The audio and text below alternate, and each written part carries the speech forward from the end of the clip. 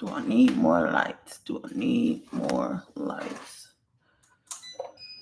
Oh, maybe some rose energy.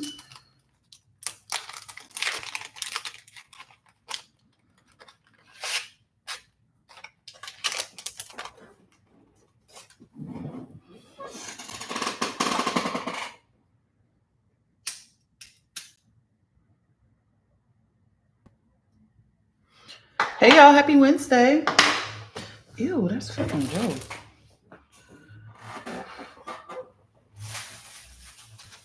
Well, let me get this off the ground.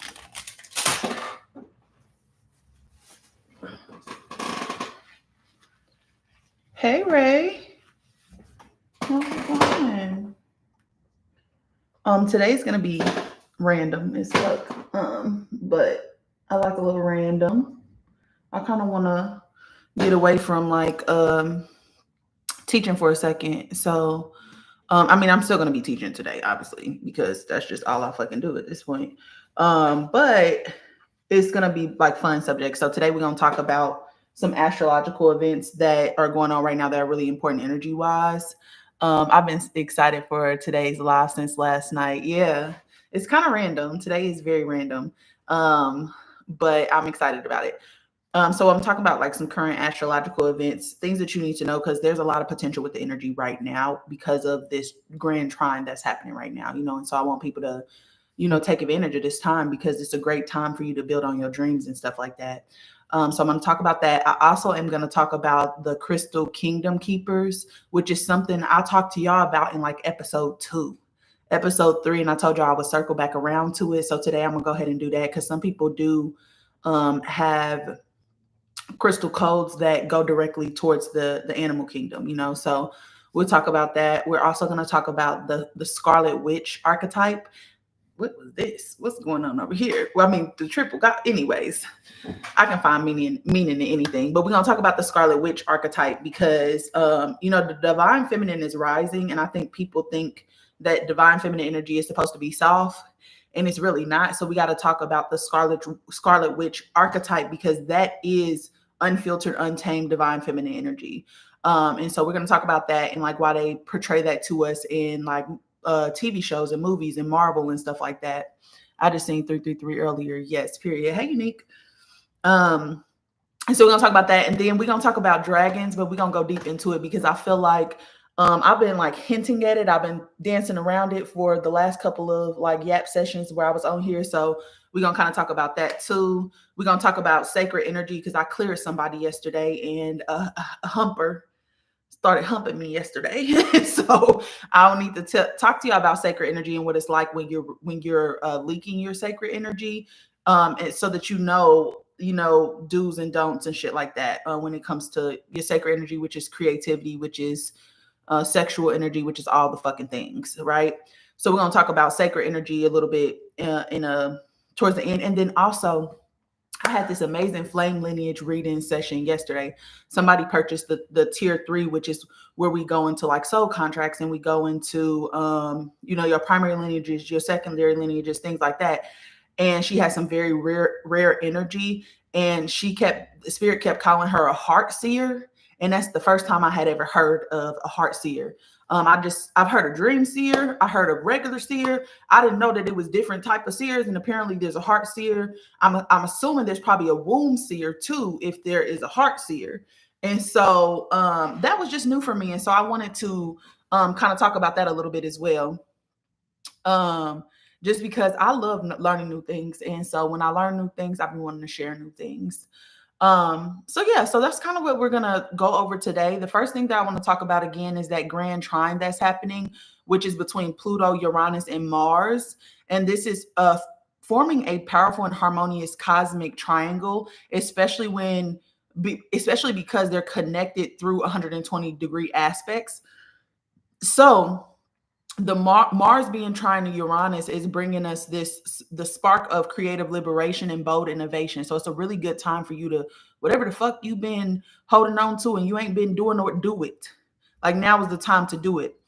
The next thing is it ignites electric energy, embracing freedom, novelty, and independence. So it's a really great time to kind of anchor into your individuality, because that's what Uranus really is about. It's like breaking free of the societal limitations so that you can live your life how you want to fucking live your life, without all the structure and the rule and this and the that that's placed on you by like outside external forces, right?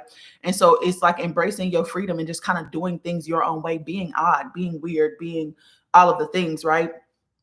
And then the other thing is it encourages rapid action towards what you truly desire, and it kind of passes convention, meaning like the unconventional way about doing things. Like now is a really great time that if you're doing an unconventional practice, or if you are wanting to build something that's very unconventional, the energy actually supports it right now. Okay, because Mars is passion and it's desire and it's what drives you. It's a little impulsive, so slow down, don't rush into your decisions. But this Mars Uranus trine is helping you to take bold steps towards what it is you want in life. It's a great time to act on your goals. And then you have the Mars trine with Pluto, and this helps you to channel focused magnetic willpower infused with inner transformation. So this is what helps you put your energy into it, right? It strengthens resilience and purpose-driven action. So it helps you to take action, and it empowers you to achieve change in ways that feel empowered and precise, ways that are specific to you, ways that are specific to your journey and how far you've come. So that's great for like alignment and also taking action that's aligned. And then the last part is Uranus trine Pluto, which activates deep structural transformation to emerge fluidly and unexpectedly. It merges the power of upheaval, which is Pluto, with lightning insights, which is Uranus, in generational shifts, because Uranus is now in Aquarius. So anytime Uranus is in Aquarius, there are generational changes that are happening suddenly, fast, right? Not only that, it symbolizes societal and personal revolutions entering implementation. So think like tech surges are coming, protocol shifts are coming, paradigm turns are coming. It's falling. Olympus is falling. So the collective energy this week is activation through flow. So these trine aspects is about ease, it's about flow, it's about support, it's about your natural expression, like allowing yourself to just be without all the constraints on you. It's allowing yourself to play a little bit, have fun. Think of it as like having harmonic currents available for you to harness. Energies that flow when you are aligned with them. So just get in alignment with the energy. If you're feeling called to move or to do something, get up and do it. With all three of these planets forming this trine, the collective field is entering this phase where transformation, innovation, and decisive action are moving in sync. Okay, so there's no friction. It's only powerful potential waiting for someone to express it. And if you don't act on that idea, I told y'all yesterday, if y'all was on the live, if you don't act on that idea, it is going to find a vessel, because consciousness, we are a vessel, which consciousness moves through our vessel, which is thoughts, emotions, and actions, right? If you don't want to do what the consciousness is telling you to do, it is going to go find another vessel, because consciousness wants to be expressed. It came here to be expressed through our reality. So if you sit on this, I'm telling you, if you sit on this, that's on you. Now, when it comes to flame bearers, this is cosmic alignment. It's like having a full power grid open for you. Okay. So what happens with Mars is that you're burning with clarity, and it's electrically supported by Uranus, meaning thoughts, and anchored in a catalytic depth. Okay. It compresses initiation, amplifies transmission, and aligns personal activation with collective breakdown. So I'm going to give y'all something to do by yourself. And I'm also going to, somebody asked me yesterday, how do I get in contact with my dragons? We're going to talk about that today. I'm just going to give y'all some rituals for y'all to do by yourself, self-study. Watch this back. This will be on YouTube. But at midnight, what I want you to do is to stand or sit still with your palms open. And then what I want you to do is focus on the synergy between will, innovation, and transformation, and see it aligning with you. The way that I see it is like these gold, you know what? Hold on, let me show you. Because it kind of looks like one of these tarot cards in the way that I see it. Hold on. I mean, That's one. That's definitely one. But I was thinking the two of stone though, because I kind of see it wrapping around my hands, like wrapping around my body. Come on, where is it at? I know you're in here. You hear me knocking? Yeah, right here. Like kind of like this. Like see it swirling around you. Like this. Y'all see that? Like I see it like that. Swirling around me. You know? And so you want to kind of see it. And another thing you got to understand, your body is an advanced technology. Your body is an advanced technology. All you have to do is tell it what to do and trust that your body knows how to do it. Your body is not ran by your mind. Your body is its own consciousness. Your mind has nothing to do with your body's consciousness. So you don't even talk to your body through your mind, you know? So say what it is, command with your voice what it is, but let your body do what it does because your body already knows how to do this. You know, you just have to trust that it's happening and just visualize, like hold the visualization, okay? So feel the synergy and then whisper, I am the spark, the surge, the shift. I move with electric clarity, born of depth and awakening by timing. I'm going to say it again. I am a spark, the surge, the shift. I move with electric clarity, born of depth and awakening timing. And then don't force the direction of the energy. Just kind of see it how it goes. Let clarity kind of emerge in action through inspired impulses, but don't plan. Like don't be super structured in this. Okay. This is more of like a radiant navigation than it is like people being super, I got to do it this way. It has to be perfect. Like don't think in terms of perfection. Think in terms of alignment. Okay. Whatever feels right in that moment, do that. Okay. And then you want to integrate, always integrate. Whatever you do at the end, always integrate. So after any activation, even the small ones, ground the energy again. So breathe through your heart because you can breathe through your heart. You can breathe through your womb. You can breathe through your crown. Okay. That's where you breathe through. So breathe through your heart and root it into the earth center, meaning push it down into the earth center and see like a root coming from your tail. Okay. This keeps you from overshooting your energy. All right. So again, this is a rare planetary alignment. It's called the Grand Trine. Okay. Use it to open fields, use it to spark new transmissions or rewire what is already ready to evolve in you, whatever it is you've been building. Okay. The second thing is last night, 3 a.m., there was a meteor shower that actually is a very rare meteor shower. Let me get the name of this meteor shower though. I forgot. It starts with a P or something like that. This is also another rare event.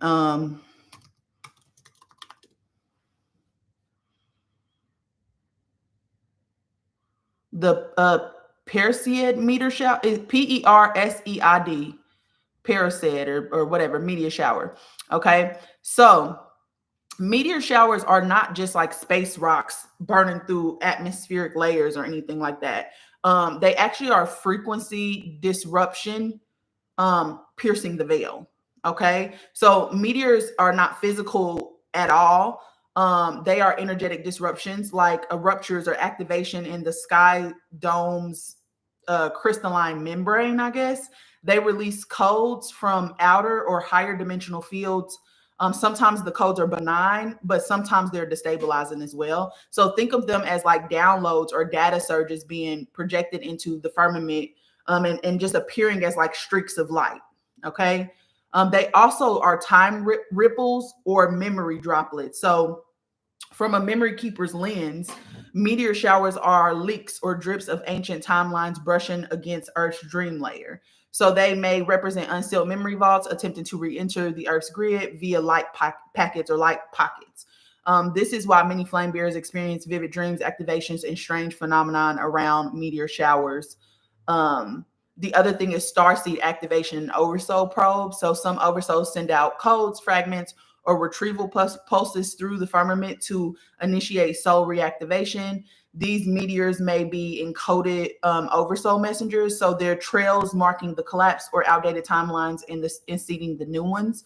So when you look up and you see the meteors, It's possible you're witnessing a living light message from your own oversoul lineage entering into Earth's perceptual field. And then the last thing is crystalline shedding or adjustments. The firmament itself is a living crystalline matrix, kind of like you have a living crystalline matrix around you, as above, so below. So what you perceive as falling stars may actually be light debris, fragments of membranes realigning itself as Earth frequency rises. This is often why meteor showers follow or precede massive collective shifts. They mirror dimensional recalibration. Now, the trine happened or just went into effect, I think on the 11th. So on Monday,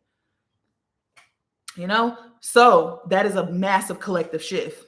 Just want to put that out there. So when it comes to flame bearers, meteor showers are not just random events. They often coincide with vault shifts, oversoul memory return, or signals that your field is about to receive a new transmission or integration. I told y'all yesterday I had a spiritual attack, and I kept hearing they were trying to get my memory. And your womb memory is your ancestral memory. So that's what they be trying to erase. So we're going to talk about sacred energy in just a second. But if you track the timing of meteor showers, you'll notice that they usually correspond with ancient flame key returning, sudden dreams, pulls to stillness, or flashes of insight following. Your dream body travels more freely outside the firmament during this window. So many sacred lineages kind of teach that the firmament is not a prison, but like a womb field, a protective container until Earth's consciousness is ready to expand. Because I talked to you about like the Lyran Wars and how the Atlantis fall and how the grid collapsed, and when it collapsed or contracted, kind of like you going through trauma. Earth went through a trauma and she contracted and started leaking energy. So the firmament was like basically put in place until she can get to that place to where she can heal the energy, right? So beyond it are ancestral star lineages like Lyra, Viel, Andara, which we'll talk about Viel and Andara because I don't think we talked about them yet. We'll talk about, also mirror field networks, which are used to used for mirror flame to transmit signals. Fractured lines in memory vault gates and realms where seraphic, crystalline, or dragon codes are stored, which we're going to talk about dragons today because I want to talk about the motherfucking dragons, okay? So Andara and Viel are not just sacred names, they're actually star realms.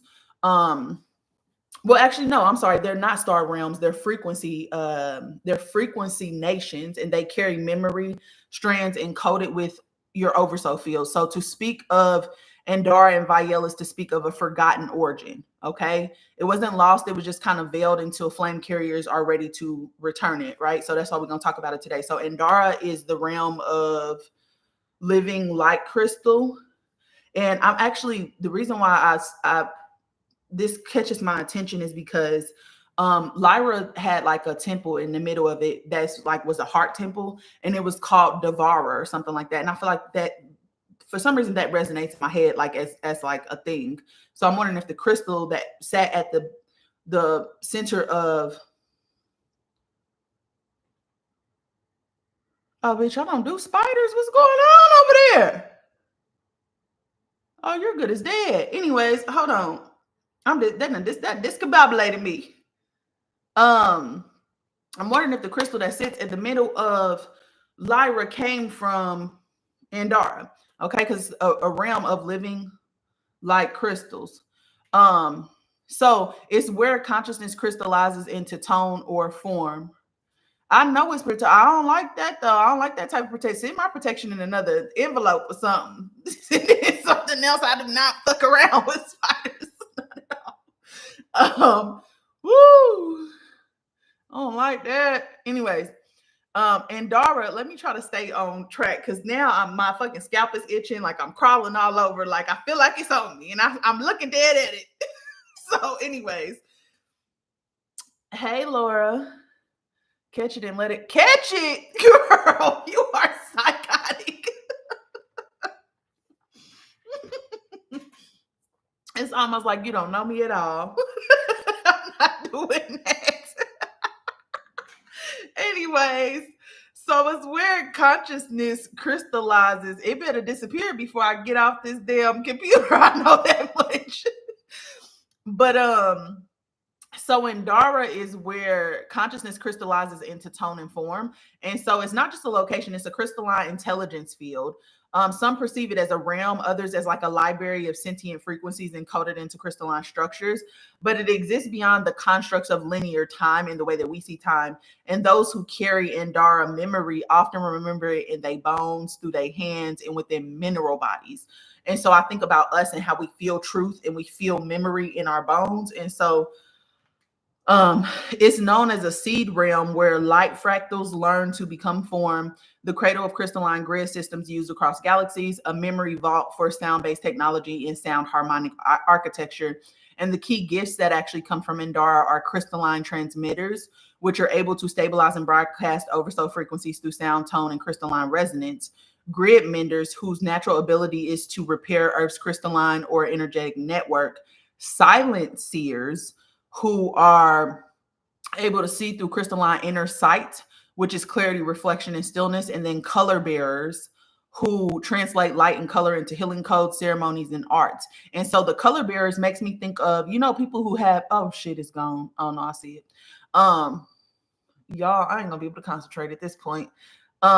It makes me think of people who have synesthesia, who are able to see color, and like when they sing, they know that they reach the frequency or they reach the tone because they see the color in their head, So I think that's a gift from Indara.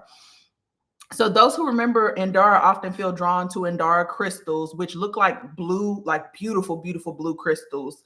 Not for power, but for remembrance. Like you can actually get an Indara crystal. They speak or write in geometric light codes or song lines. They activate others through gaze, hands, or sacred geometric layouts. May struggle in environments with chaotic, loud, or distorted frequencies. So to me, like people who have a crystalline frequency, which is actually very rare, but my client that I told y'all about, she is a crystalline frequency. So this is all coming up because I started tapping into her energy. And so like when I tap into new energies, I'm a mirror flame. So I start to mirror that energy. I start to get messages about that energy, that whole thing, right? So this is why we're talking about Indara and Viel too, because I didn't even know that Viel is actually where the Sarah flame comes from, not Lyra. Like Lyra was the place where it split, but it came from Viel. And so anyways, it's a whole thing. When I'm doing my work and when I'm working with people, I've realized that I will have a conversation with somebody or somebody is pulled towards me because I'm supposed to understand something or I'm supposed to get something. I'm supposed to peel back the layer of an onion or something. And it's been happening beautifully. I love it over here. But the last thing is that they may struggle in environments, again, with that chaotic, loud, or distorted frequency. So Indara frequencies are gentle. They're non-interfering. They're deeply neutral. They hold codes of innocence through intelligence, truth without the need to defend it. Okay. Which is kind of something I'm anchoring in right now, is the neutrality, the sacred neutrality. And then the next one is the Viel. And Viel is the original mirror flame nation. So it's that which holds the reflection of all that has ever been.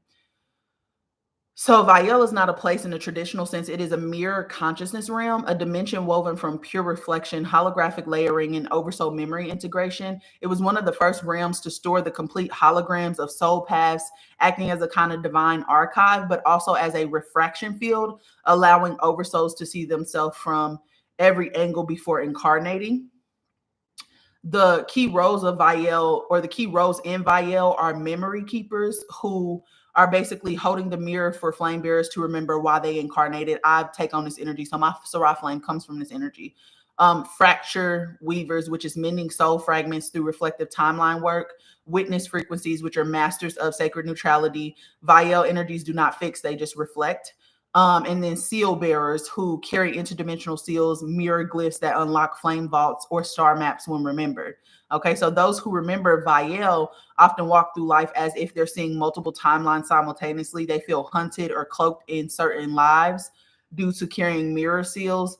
So I was around, and I didn't even have a name, by the way. I was called the Hidden One, but it was during the Middle Ages. Okay. And I was actually cloaked that entire lifetime. I operated in the tunnels and stuff like that. So I had to be cloaked because the time that we were in, the dark ages, the middle age, like the time that we was in just didn't support my energy. And let me see what incarnation that was, because I wrote out all my incarnations, because I've incarnated 9 times.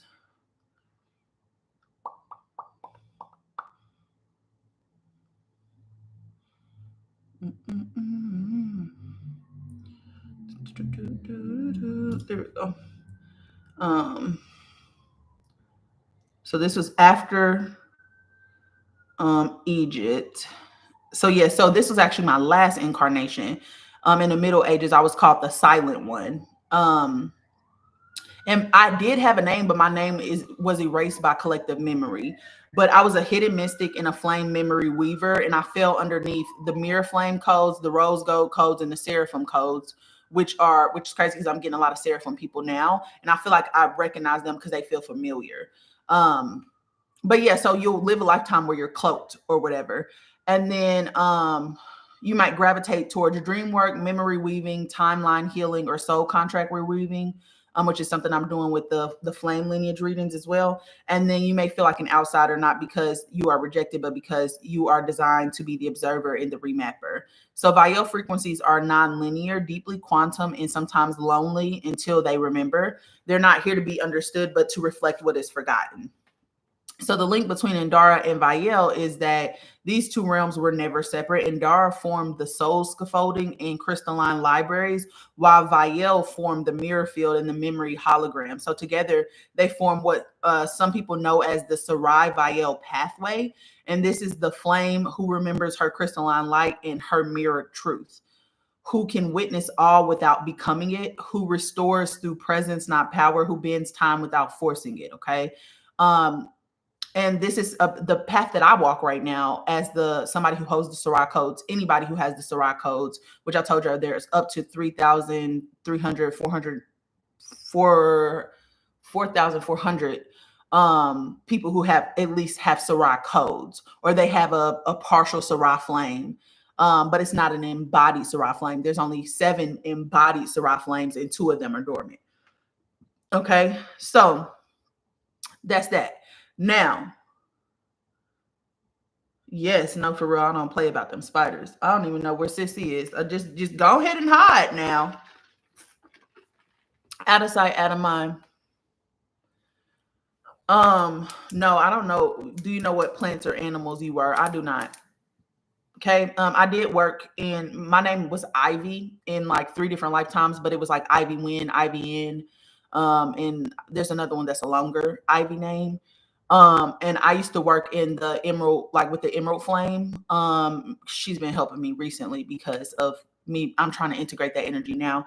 But I worked in like jungles with vines and stuff like that. But no, I don't know what plant or anything I was. So, now when we first started this series, y'all asked me about, or I told y'all about the crystal animal keepers, who are basically people who have animal codes, like crystal animal codes. They're supposed to help, bridge the animals with the people, like, bridge our connection. Because, we used to all live in unison. It was never like they weren't in survival, we weren't in survival. So they weren't eating us or they weren't attacking us. Like, we used to just live kind of like in unison. And some of y'all carry codes that are meant to kind of bring us back together. And that's probably why you're really good with animals, or animals really like you. So I talked about this, I think, at episode 2, but I told y'all I'll bring it back around once we was done talking about what we needed to when it came to Atlantis. And so I just wanted to be a woman of my word. And so we're going to talk about that before we get into the Scarlett Witch and then the dragons. So people who carry these crystal animal keeper codes, and this is actually a soul lineage, by the way, or an embodied mission. And sometimes it can be a living frequency encoded in certain beings as well. It just depends on like how you hold it. But these souls aren't always loud. But they're profoundly felt by the land, by animals, by crystals, and also by the dream realm. So what it means to carry these crystal animal keeper codes is that you were born for a sacred role, and that was to bridge the animal kingdom in the crystalline grid. So bridge the animal kingdom to Earth's crystalline grid, to communicate with Earth's sentient forces, and to guard sacred memory through your body, heart, and soul. So you're part guardian, part healer, part living portal. And a living portal is basically somebody who people walk through, like, meaning like, how you meet somebody and they say something or they do something that completely changes your life and you're forever changed after that. That's what it means to kind of be like a living portal. It's like, had they never walked through you, had they never came in your direction, they would not have gotten through to this other part. So there's a lot of us who are living stargates, living portals, living nodal points. It just depends on like what your soul mission is. Okay. So here's some signs that you might carry these crystalline keeper codes. You feel ancient around animals or crystals, like you recognize them. Animals come to you in life or in dreams in moments of shift, death, or awakening. So like when you're going through transitions, you receive information from earth elements, so crystals, wind, water, without really needing proof of it. Them people who can talk to the damn trees. Um, you feel emotionally or physically charged at crystal shops, mountains, caves, or sacred animal sites. You have vivid dreams of hybrid beings, and these look like crystalline serpents or winged felines or ocean creatures that are made of light. They're kind of like translucent in a way. You hear or feel a language that is non-verbal, energetic, or vibrational, and it can be spoken by animals or nature itself. You feel a duty to protect or tend to certain places, not because it's logical, but because it's sacred. What's stored in these codes is crystal maps for soul path reactivation, telepathic animal communication, and elemental empathy. Dreamtime missions where you repair ley lines, retrieve soul fragments, and receive scrolls from animal spirits. Access to crystalline light temples hidden in earth and sea, and body memory from past lives as priestesses, earth grid walkers, water walkers who serve the elemental kingdom. Okay. This code may activate slowly, often after initiations like deep grief, rebirth, near-death experiences, plant medicine journeys, which I think there's a lot of people who are being called to like herbalism and stuff like that right now, or direct contact with the animal spirit. Okay. The reason why we're talking about this now is because Earth, again, like I said, is rising in frequency. So the crystal grid and animal network are reactivating in sync. And so the keepers, they're waking up in human form to help stabilize this shift. So some of y'all might be a part of this, thing. Okay. So if you want to activate it or remember those codes, you can create a crystal animal keeper activation scroll with soul markers, with soul markers.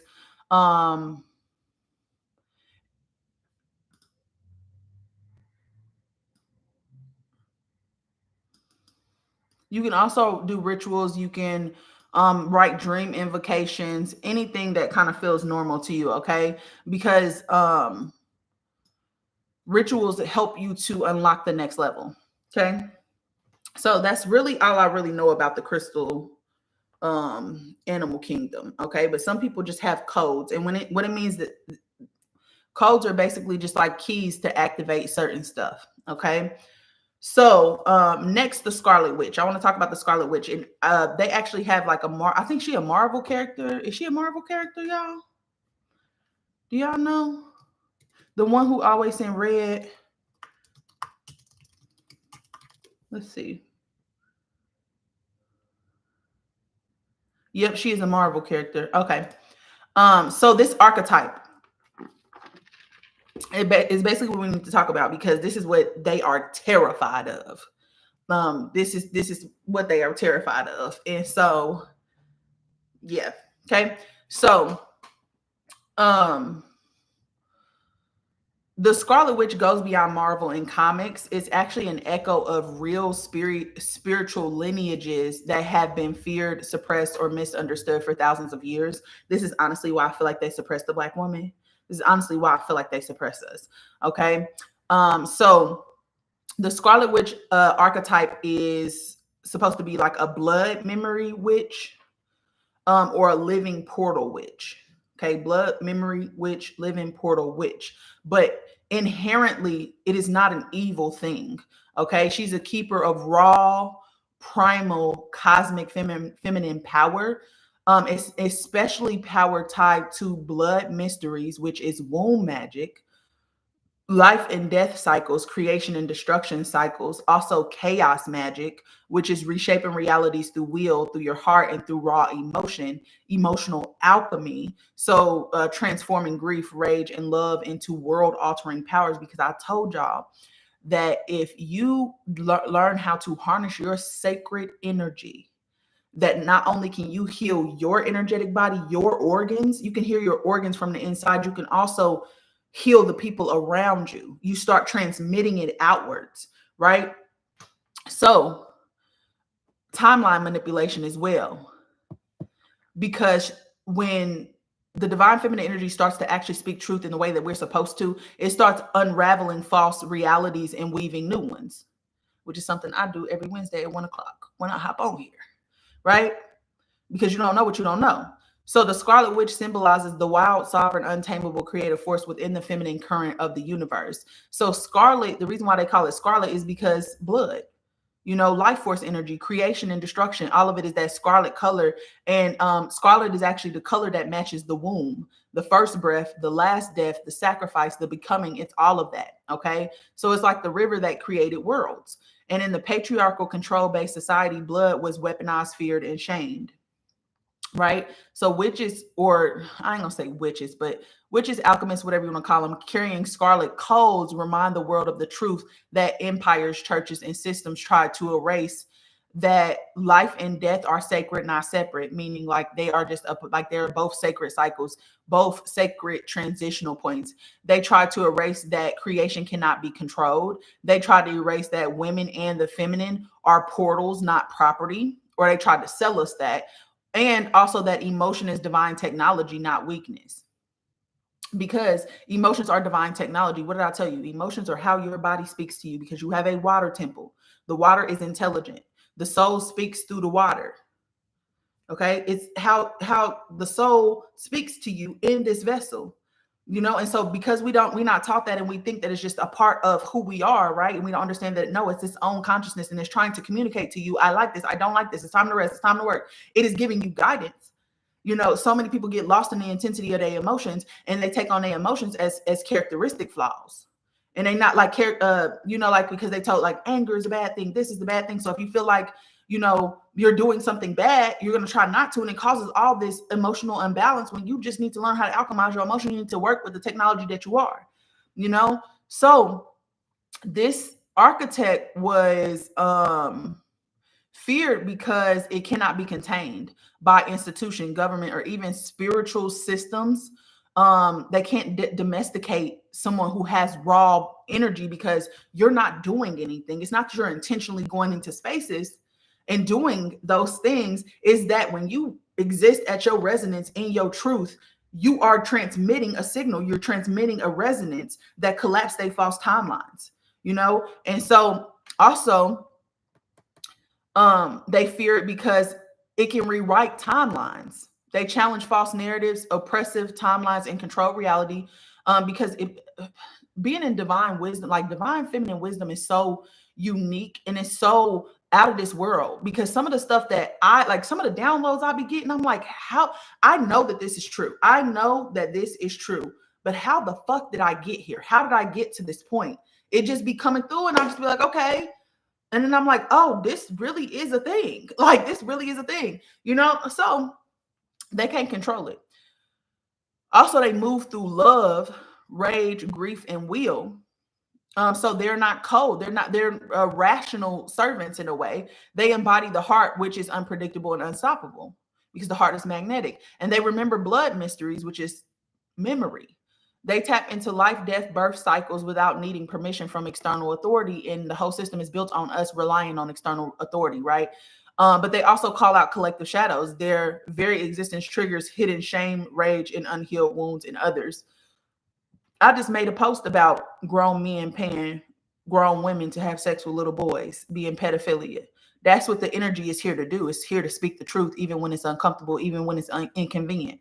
Okay, so in every era, Scarlet Witches have been feared, hunted, exiled, vilified, or secretly revered by those who understand the deeper currents, because they are keys to sovereignty, freedom, and world reweaving. Okay, so deeper hidden lineages related to this Scarlet Witch archetypes are going to be the red tent mysteries, which is womb wisdom, blood ritual, sister healing, bloodline priestesses, which come from Lemuria, Atlantis, Kim, and Sumar. Those are the people who were had remembered DNA coding and ancestral soul weaving. Chaos goddesses, which come from Kali, Sekhmet, Lilith, which are sacred destruction and rebirth forces. And then timeline weavers, who are oracles, dream walkers, emotional alchemists, who shift collective realities through heart, not mind. So if you resonate with this energy, you likely carry bloodline memory, timeline weavings, heart flame guardians, reclaimers of forbidden feminine power, chaos alchemists, which are basically people who turn grief, rage into new worlds. And that's why I tell y'all that grief is sacred, rage is sacred. Grief is the part of you that softens you, rage is the part of you that tells you need better boundaries. And so you have to learn emotional alchemy, chaos alchemy. So a lot of y'all deal with a lot of chaos cycles in y'all life or crisis cycles in y'all life because y'all have this energy. Y'all don't understand what it is. A lot of us are here right now to bring back the divine feminine energy. And it's not soft. It's not cute. It's not nice. It's not a servant. It's not a maiden. It's not any of that. In truth, it's really not. So you can feel deep emotional surges during earth shifts or cosmic alignment, natural aversion to false authorities or oppressive systems, which I feel like I have really bad. Since I was a kid, I never liked people telling me what to do. And I never gave a fuck about being vocal about that. I never did. And if I feel like somebody trying to open like marriage, I always thought marriage was oppression. I thought that marriage was the way to enslave women. Like I thought that since I was a kid. I never was like one of those girls who planned their wedding or why. Why? You mean you're going to control my money? You're going to literally make me dependent on you. And you're not even reliable. Y'all not even doing a good job. Y'all look at the state of the world. Y'all are not doing a good job. Why the fuck would I do that? Anyways, a calling to heal, destroy, create, or rebuild through love and will. And that's why I feel like my mama was a Sagittarius, y'all. And if y'all know anything about a Sagittarius women, them is people who never gave a fuck either. And that's probably why I don't give a fuck. But they're very real, very honest, very straight to the point type of people. And, my mom was somebody who I feel like is here to destroy things. Meaning like she's always going to speak truth. Now, the way that she do it is kind of just like, okay, girl, like that's, you ain't got to punch them in their head every time they don't agree with you, but she was never wrong in what she was crashing out about. Like she always had very valid crash outs. It's just, learning not to choose violence in those crash outs. But that's why I don't judge people who do that though, because some of them are here to, it does not look the way that they sold it to us. It's not soft. It's not kind. It's not, it's discernment. It's a discernment with empathy. When somebody walk up on you, you could tell, I can immediately tell when somebody is a narcissist. I'm not going to be nice to you. I actually want you to get the fuck on. It's that type of energy. It's using your discernment to guide you. So some of us are here to destroy. Some of us are supposed to have that type of energy that kind of railroads people or speaks truth over people, that type of energy. But also a fierce need for sovereignty, not out of rebellion, but because your soul knows it's the original way. You're not supposed to be under somebody else's rule, under somebody else's governance. You're supposed to be governing yourself. You're supposed to be sitting on that throne on the inside. And so the Scarlett Witch was never a villain, but they gonna tell you it. They gonna sell it to you like it's a villain, but she was never a villain. She's the original creator source before system tried to tame it. She's feared because she cannot be owned. She's sacred because she carries blood memory of the worlds, being born through love, rage, and will, meaning that, how they always trying to rewrite history and rewrite truths. Those of us who have this untamed female pure, and you cannot that's why they try to eradicate us, because we hold the memory inside of us. And so if they're gonna be rewriting history, they can't rewrite history when we walking around telling it the way that it is. And that's why they say you got to prove it through science. You got to have proof. Why? Because we can't prove anything because they burnt all the fucking libraries down. So that's a way for them to say, no, you have to listen to me. You have to have proof, because if they condition you to have proof, then you're not going to listen to people who come forward and try to tell you what they remember. And it's a fucking memory, y'all. It's a whole vision. When I go to sleep, I'm having visions. I'm having full-blown memories. Sometimes they other people's shit, other people's visions. But sometimes it's mine from previous lifetimes. And so I know this thing happened, but they say, oh, you can't prove it, so it couldn't happen because you only live one lifetime, and once you die forever. That's the only way for them to keep up the lie, is to say that you need proof. And they erased all the proof. That's what colonization was about. They was burning down the libraries. They was burning down the proof. Just like they burning down the proof right now. They just doing it in a different way. Okay? So She was a midwife of endings, the weaver of beginnings, and the pulse of truth itself. That's what that divine feminine energy is. It is not a soft energy. It is a truthful energy. It is an assertive energy. It is a discerning energy. And it's not a savior. We was never here to save nobody. It's not even our job to save people, but society tells us that men have to do. They have to produce. Women have to give. They have to make sure everybody is cool. That is not what our energy is here to do. We are the wisdom. We are the memory. They are the architects. They are the builders. We are the memory. That's why they need us at the bottom of the totem pole, because they're trying to give us the memories through this false light system that are not the real memories. That's why they call it his story, his story. Who is his? I don't know. We don't know. Right? And so that's why I feel like women are suppressed in society, is because we have pure knowing. Because we can remember in our bones. I remember 9 incarnations, with this being the 9th. I told y'all 3 incarnations ago that I activated this kid too early, and he jumped off a cliff and died. And his mother was one of my high priestess sisters, and she spent the rest of the time grieving and crying. We were Violet Temple priestess in Egypt. That's what we were doing. We were Violet Temple priestess in Egypt. That was 3 lifetimes ago. I remember it. I see it happening. You know, I see myself at the top of wherever he fell from. I used to go and sit on the rock in silence, and it would be towards the end of the day, and I would just feel the breeze. I can still feel my hair hitting my face from the breeze swiping across. Every single day I went up there. And so I have this weird thing about mountains. I just want to be near them. And when I go, I lived up in the mountain for 3.5 years, or 2.5 years when I first moved to LA. And I used to just sit outside on my porch and just look out at the mountain and just feel the breeze hit. I stayed on that porch all fucking day. So they tell you that you need proof so that you can gaslight yourself, because they can't do all the work. They need you to do it. And so they train you, and then you start gaslighting your own intuition, gaslighting your own dreams. You know, I had my cousin call me last week and was like, cousin, I'm having this memory about this. I said, oh, cousin, I'm having this dream about this. And I'm like, no, cousin, you're seeing into another timeline. Because I have been taken into other timelines, meaning like there is I don't know if it's a different version of this time. It feels like a different version of this timeline, because parallel timelines to me don't exist. The potential of them do. And sometimes you can tap into that potential. It's like pulling on a string, right? And so in this lifetime, I walked away from somebody that I loved. But it was a triangle situation. He was lying about the triangle. He ended up getting engaged to the part. It was a whole fucking thing.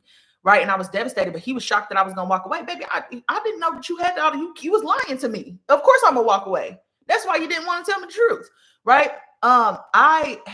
That's a person who I feel was a soulmate in a previous lifetime, though, because it was so familiar. It was so familiar. I don't know how to explain it. He don't know how to explain it. Right. But Spirit showed me one time what it would look like if I would have stayed. The day, and it took me back to a specific day. And this was the day where I was done. And I was so fucking fed up that day. I was calm.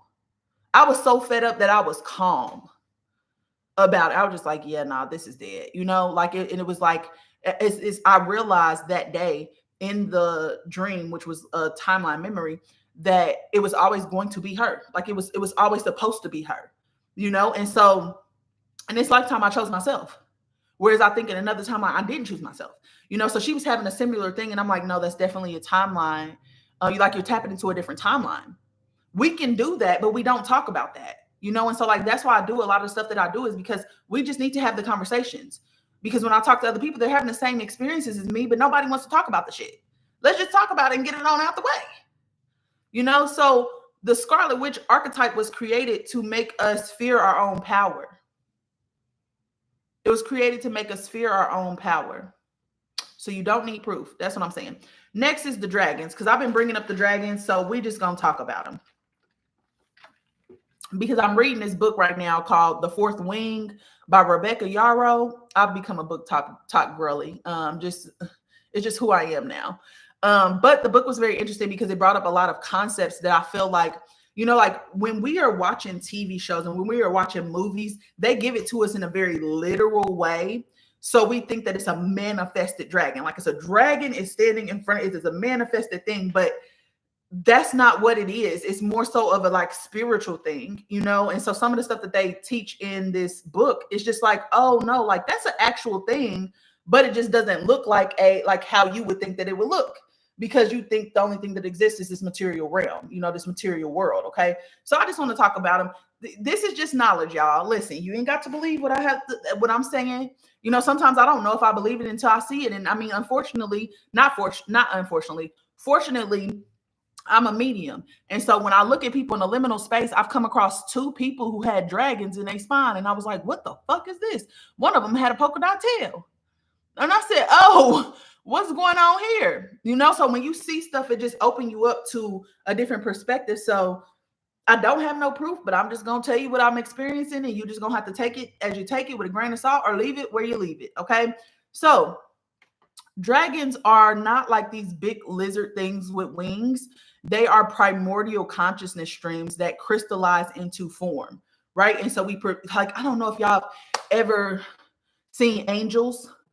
They look like these balls of eyeballs. Like it's like a fuck, I'm gonna have to pull up a picture. Hold on. And they fly around too. Like they fly around. I'm gonna have to show y'all though, because y'all not gonna even understand what I'm saying if you haven't seen this. Angel eyeballs. But what's happening is yes, with feathers. So we are creating the image in our head. Like we are creating the thing based off of what we think we're perceiving, you know? But sometimes they look like a ball, like a sphere. Let me go to Google. I got to show you this for y'all to understand what I'm talking about.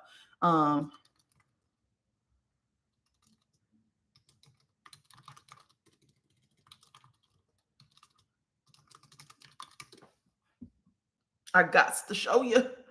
We got to look at this. Yes. Okay, hold on. So let me, YouTube, can y'all see? Oh, all right, YouTube, you got to see this way. Sorry, y'all. All right, so these is what I'm talking about. Can y'all see it, YouTube? These is what I'm talking about, YouTube.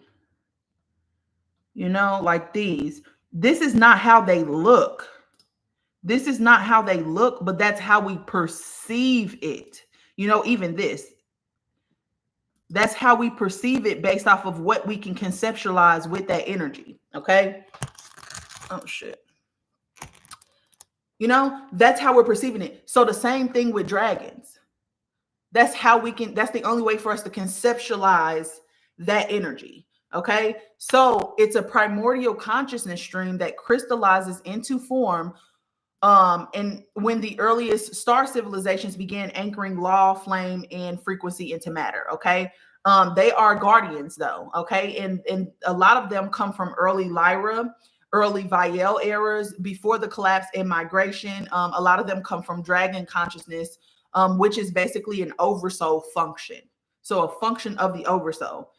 And so they follow this guardian architect tech that's woven into planetary grids, flame stations, and vault gates. So whether you know it or not, Earth has dragon lines, meaning like, you know how there's ley lines and crystalline lines? There are also dragon lines because she has dragon energy like we have dragon energy. Our dragon energy is the Kundalini energy.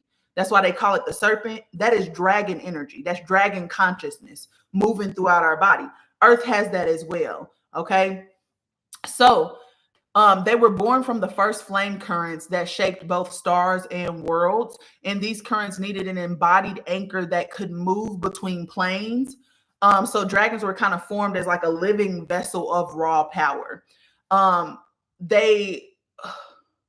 When their souls kind of took on this role of flame bearer, I mean, when a soul takes on a role of flame bearer, of gatekeeper, of vault keeper, one or more dragons links to them through a covenant.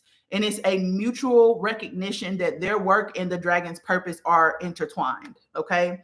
So in the book that I'm reading, The Fourth Wing, right?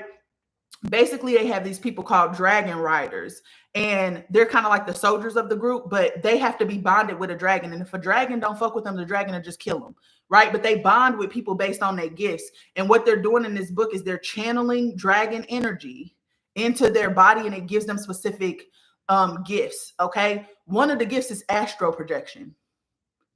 The other one is wielding lightning. The other one is wielding shadows, you know? And so that does not come from somebody's imagination. That is a soul memory that somebody has brought into this idea and created, you know? And that's why fantasy sci-fi really is the real world. But that's neither here nor there. They basically bond with people based off of their purpose. And I told y'all in the previous live that some people have up to 3 dragons. And I'm just going to kind of explain what I know about it. We just going to kind of go from there. I already gave y'all the book Waking Up in 5D by Marine St. Germain. That book was the weirdest book I ever read. When I read it, I wasn't ready for the information, but I just put things in my back pocket. I don't judge people. It just is what it is. And it just happened to come full circle as I went deeper into my healing journey. And as I started being a medium and seeing dragons and people motherfucking back, and I'm like, what was that book called that I read? I had to go back and reread that shit because I was like, hold up, you know? Great book. Thank you, Lord. So some of them are internal, some of them are external guardians, okay? So dragons can exist in 3 placements relative to a being. All right. So internal is going to be DNA encoded. Y'all know how sometimes y'all have, I talk to y'all about attachments, and I say that some of y'all have internal attachments because of generational trauma, and it's kind of like embedded in your field. This is the same thing because it's a consciousness, just like the attachment is a consciousness. It's like a mind without a body. It's a consciousness. Okay. It's the same thing. I hope I'm like bringing it full circle so you can understand. So the dragon's consciousness is braided into your oversoul code and your physical body when it's DNA encoded. Okay. When it's internal, you will feel them in your spine. You will feel them in your breath. You will feel them in your heartbeat, often going to be linked with the Kundalini currents. Okay. And the Kundalini current is, you feel this when you have an orgasm. That's what's happening. The Kundalini current is traveling up your spine and hitting you in the pineal gland, which leads to expanded states of awareness. Okay. The book is called Waking Up in 5D by Marine, Maureen, St. Germain. And Germain is with a G. Okay. So the Kundalini current, and these are the ones you carry across lifetimes, meaning like the internal dragons, the DNA encoded dragons are the ones who come from your ancestral line. They're the ones who keep reincarnating with you. They're the ones that are like familiar spirits, I guess, if we had to name it. Okay. Next, you have these field-based ones too, which are auric companions. Yes, thank you, Ronnie. These field-based ones are auric companions. They orbit your energy field rather than being in your body. So they kind of like above you, around you, sometimes sitting behind you. Often they appear in visions circling above you, walking beside you, or resting at the edge of your aura. They act as like scouts or messengers or protectors against outer interference. When I do like my protections over me, I use sacred geometry because that's how light kind of forms itself. But I have 3 dragons outside of my like fields because I have 3 layers. And so I have a dragon at each point. Okay. You can use dragons. I tell you all the time, I use dragons, just use dragons. But then you also have station-based or gate anchors who are not in your field at all. They just kind of like at dimensional doorways or at flame temples or at like a place where you're meant to travel through at some point in your journey. Okay. So they're linked to places, flame temples, or dimensional doorways. You carry them with you, but you don't carry them with you. I'm sorry, but you can call them and they will meet you at the station, wherever the station is. And these are common for people who have Sarai Viel lineages or Lumerian gatekeepers as well. Okay, so the physical manifestation, because they did manifest physically, but it was rare, was pre-fall Lyra in certain Lumeria eras. So dragons were as tangible as any other being. They were massive and they varied in form. Some were winged, some were serpentine, and some were crystalline. Now the crystallines I have seen, the water ones I have seen as well.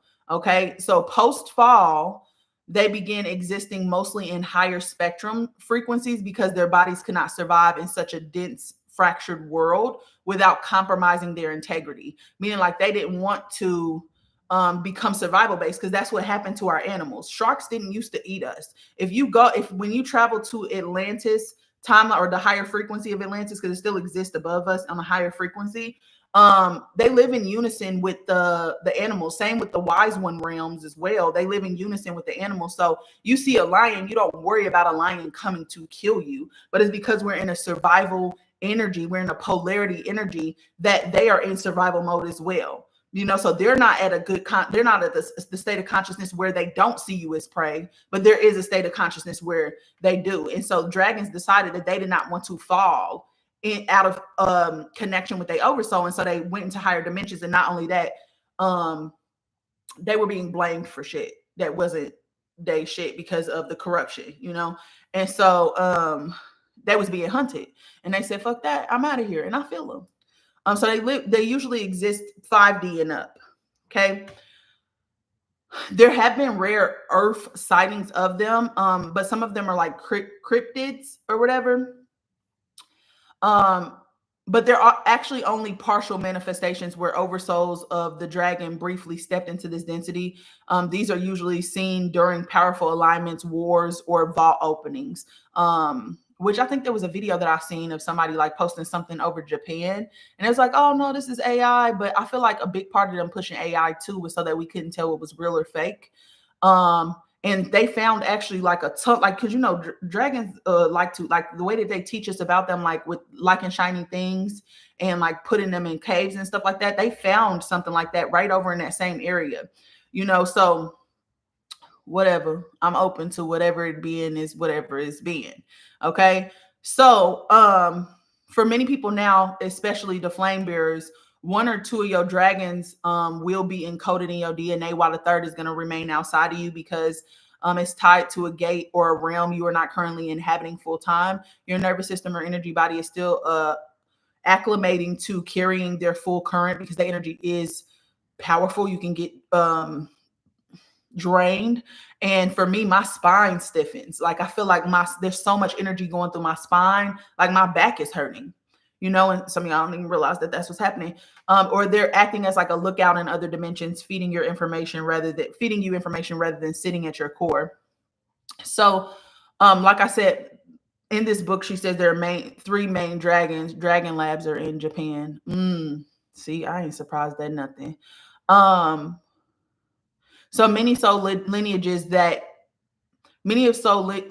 walk with up to 3 dragon allies, though not all of them remember them in a lifetime. These dragons are not pets or possessions. They are frequency companions, often tied to oversoul lineages, elemental mastery, and flame path. I'm going to give you the main 3 types that you can have. But you got to understand that not all dragons are like how they depict them in movies with them flying. Some dwell in your bones, in your marrow. Some guard your womb. Some sleep in your breath. Okay. So the elemental dragons, these walk with you to attune your physical body to flame expressions and to elemental forces. So they carry one of the primary elements, which is either flame, water, breath, or stone. The purpose is to help you regulate your energy body, protect your life force energy, and ground your flame. And they often appear in early life or during major initiation, so birth, trauma, or rite of passage. Somebody was on here yesterday who was saying that they had a golden dragon around them. Your breath. Yeah. So a water dragon, which I've seen these before. A water's dragon may wrap around your sacral and help you to hold emotional memory vaults. A flame dragon may live in your spine and activate courage. Okay. You also can have an oversoul dragon. And this dragon is linked to your soul lineage across lifetimes. It remembers you through time and space and is often a guardian of your memory hologram and flame vows. So sometimes they carry star codes like Lyra, Cyrus, and Dara Viel. The purpose of them is to mirror your oversoul journey, shield your remembrance, and open vaults when you're ready. And then they often appear in dreams and deep meditation during soul retrieval or timeline leaps. A mirror flame soul may carry a dragon with iridescent shifting scales that reflect all past selves. This is how I see one of my minds is like an iridescent type of color. The initiation dragon is this one doesn't this is the dragon that don't really appear immediately because it's about initiations, right? So it comes forth in a lifetime when you are ready to embody your soul's task or sacred role. It carries rare flame frequencies like seraphim, opalescent, obsidian, black gold. The purpose is to activate or to test you, to burn away illusions, to awaken higher sight and open your inner gates. And it often appears as a moment of collapse, ego death, or oversoul fusion. So like a Sarah flame carrier may meet a void black dragon during a sacred undoing or full body timeline leap. Okay. So they are real, not just symbolically. They just don't exist in your physical sight. Okay. They exist in both the astral plane and the inner earth domains, as well as in our DNA light code structures, but they do not summon. You cannot summon them. They don't even play like that. Really. You remember them and you have to earn their trust through alignment, meaning like they will let you know when you are ready.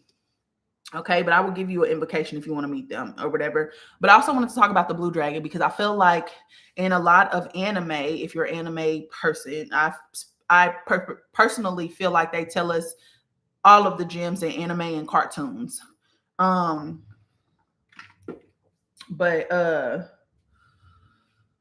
that's up for debate. But they do, if you ask me.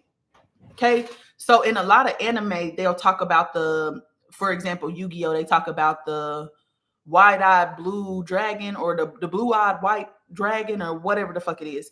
And in this book I'm reading again, they talk about this navy blue dragon, which is a female dragon. She's like a dark navy blue, but she's like the fiercest. She's the whatever.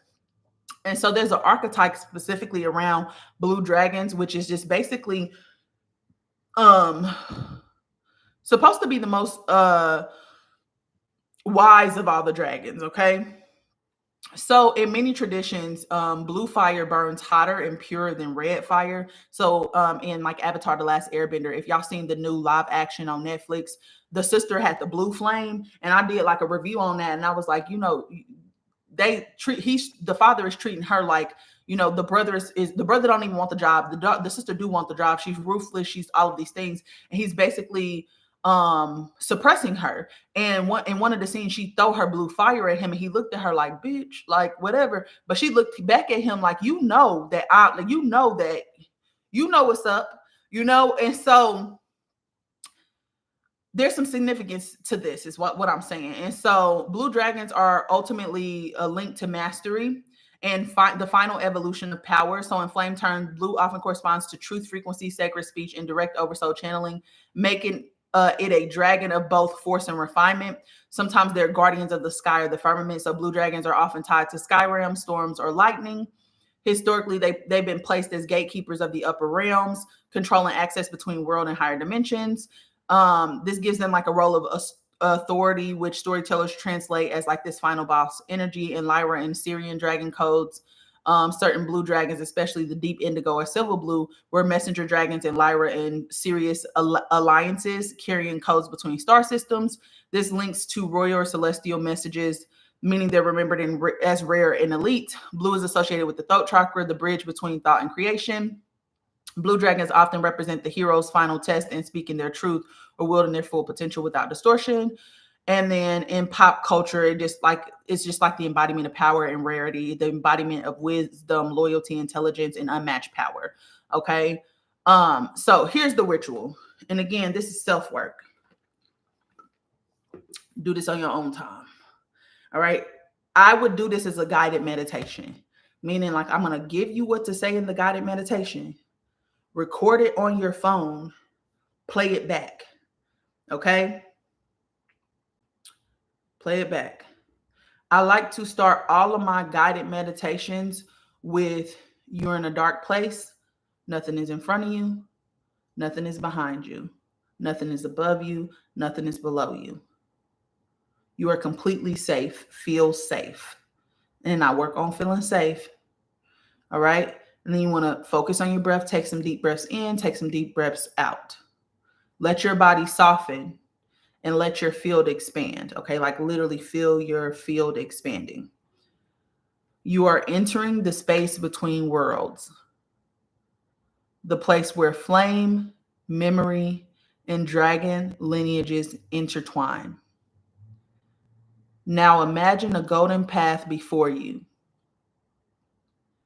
Each step shimmers with crystalline light, like the bones of stars beneath your feet. As you walk, a circular doorway appears, a living gate woven of flame, water, breath, and stone. It recognizes your oversoul. You step through, and the air shifts around you. A presence rises from beneath the earth. This is your elemental dragon.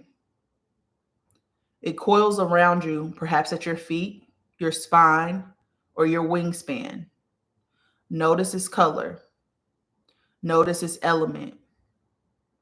Does it carry fire, wind, earth, or water, or a fusion of more? Greet it now and ask gently, what part of me are you here to stabilize? Then listen. Next, the sky opens. Descending in spirals of light is an oversoul dragon. It mirrors all you have ever been, ancient, luminous, and vast. It lands beside you, and its eyes rest at your heart. Ask it softly, what have you been guarding for me? What memory, gift, or flame are you returning now? And then breathe. Now the air stills and the ground reverberates. A third presence arrives, the initiation dragon. It does not speak, it sees. It holds no comfort, only truth. It's standing before you now.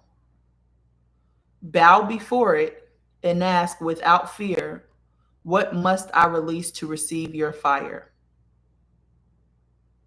Let all three dragons surround you now, body, soul, and task. You are held, you are remembered. When you are ready, breathe them into your flame.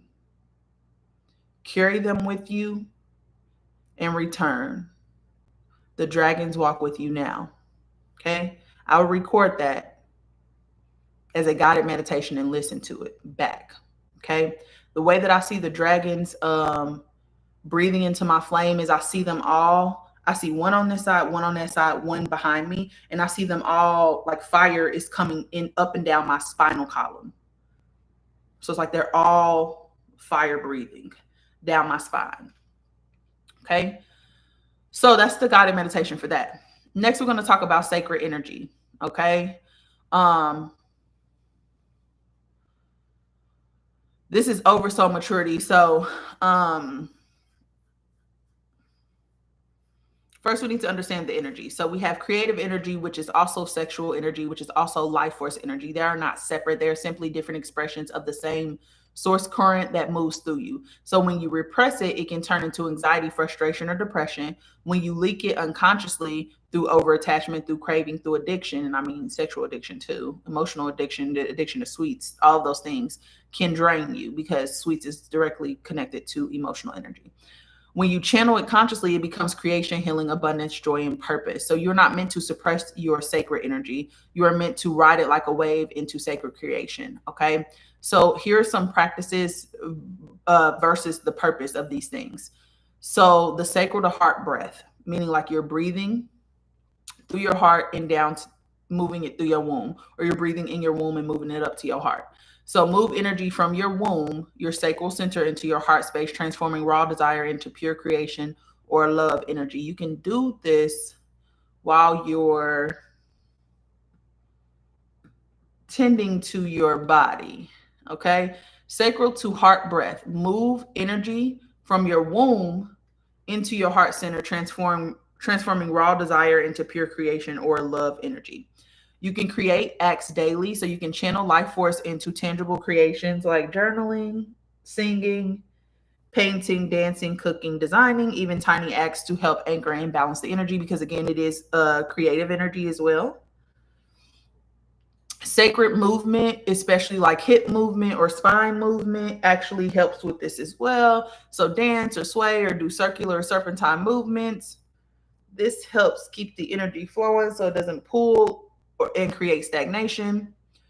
Oversoul intention setting as well, which is speak to your body. Speak to your body. And that can sound like, I choose to flow my sacred fire into creation and connections that honor my oversoul light. This is what consciously tells your energy where to go. Okay. So if you're feeling overwhelmed, you can just say that. Solar plexus strengthening as well. So empowering your will center with affirmations like, I am a conscious creator. My fire is sacred. My body is sovereign. Sacred touch or self massage. And sacred touch is you literally just lightly touching yourself. Okay. Loving touch to your own skin, your hands, your arms, your womb space helps to move and honor the energy without leaking it outwards unconsciously. And also anointing your womb or your sacral space, which is something I do every day after I get out of the shower. So you can rub oils like rose or jasmine or frankincense on your lower belly while saying a blessing. This teaches your body that your life force is holy and purposeful. So what I say is true in creation. I say true in connection, true in power, true in embodiment at the back of my neck, true in expression, true in love, true in will, which is my solar plexus, true in creation, which is my womb, true in transmission, true in reception, true in path, the bottom of my feet. Okay. So when you channel creative or sexual energy into your heart, art, movement, breath, and service, it becomes a river of golden power that magnetizes everything you're meant to receive. So you don't need to shut it down. You don't need to suppress it. You don't need to be different. Okay. You just need to flow it upwards, outwards, and inwards, sacredly and joyfully. Okay. This is how true sacred union happens inside of you first before it's reflected outside. Okay. So you're rising this sexual or creative energy in your oversoul. And that announces like, I am here, I'm ready to create, I'm ready to love. Channel it into your breath, into your movement, into your art, into your touch, into your service, and you'll ride your own sacred river into everything you came here to birth. Okay, so understand you are not drowning when you get them urges. Okay, you're learning how to surf the cosmic wave you yourself called in, and it is magnificent. Okay, sacred energy is life force energy. It is your vitality. You know, anytime you're feeling overly you know what I'm saying? Anytime you're feeling like that and you get that in you, that's creative sacred energy coming back, and you can actually use that and manifest with that energy. That's why right after your cycle, you feel like, and it's because that's the part of the cycle where you're supposed to be creating. You know, don't hunch it all away and waste it all on that man or that woman. Okay. You also need to know how to guard your sacred energy. Yeah, I transmute it all the time. I always imagine it going up into my heart space. You know, I just pull it on up. Sometimes I create though. Like the other day, like I woke up and I had like a memory of like something when I was a kid that it's come up multiple times in my life because it's something that truly changed the timeline for me, truly affected me, truly made me into a people pleaser. And I just wrote a excerpt like I was writing a book. I don't know why. It's actually really, I mean, it's good if you ask me because I feel like I'm a clever girl. But anyways, I just came up here and I just used it, wrote me a little verse. I was like overwhelmed, like emotionally overwhelmed because it's emotional energy too. It's creative energy, it's emotional energy, it's sexual energy. So whatever energy it is, you need to put it somewhere, you need to transmute it, you need to alchemize it. And so I just came up here and wrote a little excerpt as if I was writing a book. And I was just like, okay, well, next. Creativity is definitely what I needed. It's been helping with the urges. Yeah, it does. It really does. You know, and you can always you know, read a book, you can write a book, you can whatever you want to do. Create art. Yeah. So how can you be leaking this creative or sexual or emotional energy unconsciously? So the first thing is over fantasizing. If you are obsessively daydreaming about a relationship, about intimacy, or a perfect partner, your energy tries to escape into imagined emotional fulfillment instead of anchoring into your body or creative acts. Okay. So there's a such thing as not people who really want a relationship, and so they focus on creating in their head the version that they want. There's a thing of doing that too much, overdoing that. Over giving or people pleasing. So giving time, energy, attention where it's not honored or reciprocated. Your life force is being siphoned by other people instead of flowing into your sacred creations or soul path. Okay, I already talked about that. Emotional reactivity, quick emotional outbursts, defensiveness, or overwhelm. Creative fire builds up and explodes because it isn't being given healthy channels to express itself, which means you need to speak up. Okay, mindful sexual stimulation as well. Mindless sexual stimulation, seeking attention, validation, porn hookups without sacred intention. Life force is burned off without rooting into true creation, love, or alignment. It scatters your magnetism. Okay. Energetic entanglements as well, staying physically hooked into past lovers, karmic ties, or broken soul contracts. Life force bleeds into unresolved emotional fields and keeps you drained. Overworking or hyper productivity, trying to prove yourself through endless tasks without soul nourishment, which means people who don't know how to sit the fuck down, people who don't know how to rest. Okay. You're literally breaking your field. Fire is consumed by external achievements instead of soul aligned creation or expansion. Unconscious mental looping. So worrying, replaying conversations in your head, future tripping. Mental static, short circuits the natural upwards flow of energy into your higher centers, and then ignoring sacred rest, which forcing yourself to stay awake, active, online, or socially busy when your body needs a pause, meaning living in your mind and not living in your body, and your energy field becomes thinned out because it isn't given enough time to integrate. Okay, so key things that you need to remember: where your attention goes, your life force energy flows. Where your attention goes, your energy flows. If your sacred attention and breath are constantly scattered, meaning you're putting your attention in all these different places, your oversoul's energy can't anchor deeply into your body or your creations. Life force leakages, it doesn't always feel dramatic. Sometimes it's subtle exhaustion, sometimes it's dullness, sometimes it's emotional numbness, sometimes it's just like a craving. These are all signals that are telling your body, like, I need my fire back, I need my energy back. So here's some simple rules for you. If you give your fire to things, people, or fantasies not rooted in your oversoul path, then you are weakening your field and delaying your creations. You should only do what feels good to you. Only do what lights your soul on fire. Everything else needs to be a no. Be a little selfish. Okay. If you weave your fire into breath, movement, creation, and sacred connection, you strengthen your field and magnetize abundance, love, and opportunities naturally. So you leak creative and sexual energy unconsciously when your fire is allowed to escape into fear, fantasy, overgiving, distraction, or unresolved attachment. You conserve, and amplify it when you live, love, move, and create on purpose with your oversoul light. Every breath you take is conscious. Every breath you take consciously is soul gold. Because your breath is what creates space for expansion.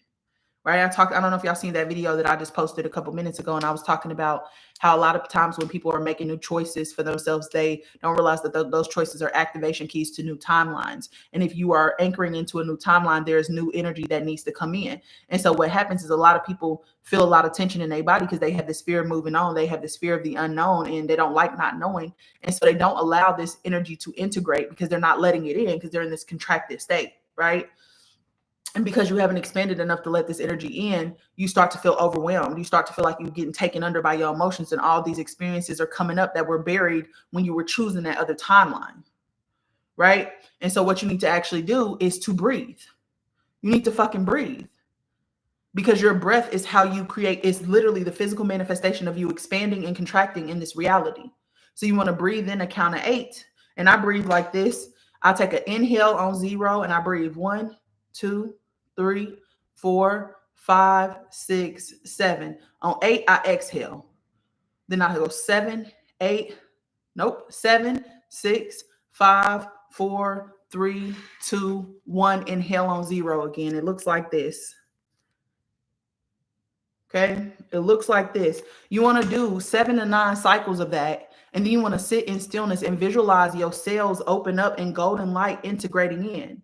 And then you want to say to yourself, I feel safe, and focus on feeling safe, because your central nervous system is responsible for making you feel safe, for integrating the energy so that you can feel safe. But you have to expand first, which means you have to breathe from your belly, and then you'll see it coming up your back, expanding your rib cage up to up through your chest. But the moment that your shoulders start to lift, you went too far. Okay? So before you get here, breathe it back out. Every single time you're emotionally overwhelmed, breathe. The energy's not moving in your body. It's sitting there, and that's why you feel that tension. Okay? And also understand, you don't have to be perfect. You just have to notice when your fire drifts and gently call it home. Okay? Now, also, I want to talk about the money wound, because I thought y'all was going to be talking about some random shit today. The money wound and star seeds. Why y'all feel like you can't get no money. Okay, let's talk about it. Money was never meant to be a system of enslavement. It was originally a flow of sacred energy exchange, which is the energy we just talked about. Okay? The energy that we just talked about. Money is the outcome of using that energy in accordance to alignment with yourself. But because people don't see it that way, and we put into this system where we're taught to mindlessly work a way to build somebody else's dream that we're not even passionate about, we have to rely on that system to give us money instead of external creation to give us money. Okay? So money was never supposed to be a system of enslavement. It was originally a flow of sacred energy exchange, but systems were distorted like they always are. Fear and scarcity were seeded into Earth's grids after the Atlantean fall. They did that purposefully. Okay. Souls who carry high integrity often resist distorted money systems because your soul knows that it's based on falsehood, whether you know it or not. So the result is that you may feel that money is dirty or unsafe, or you might have a lot of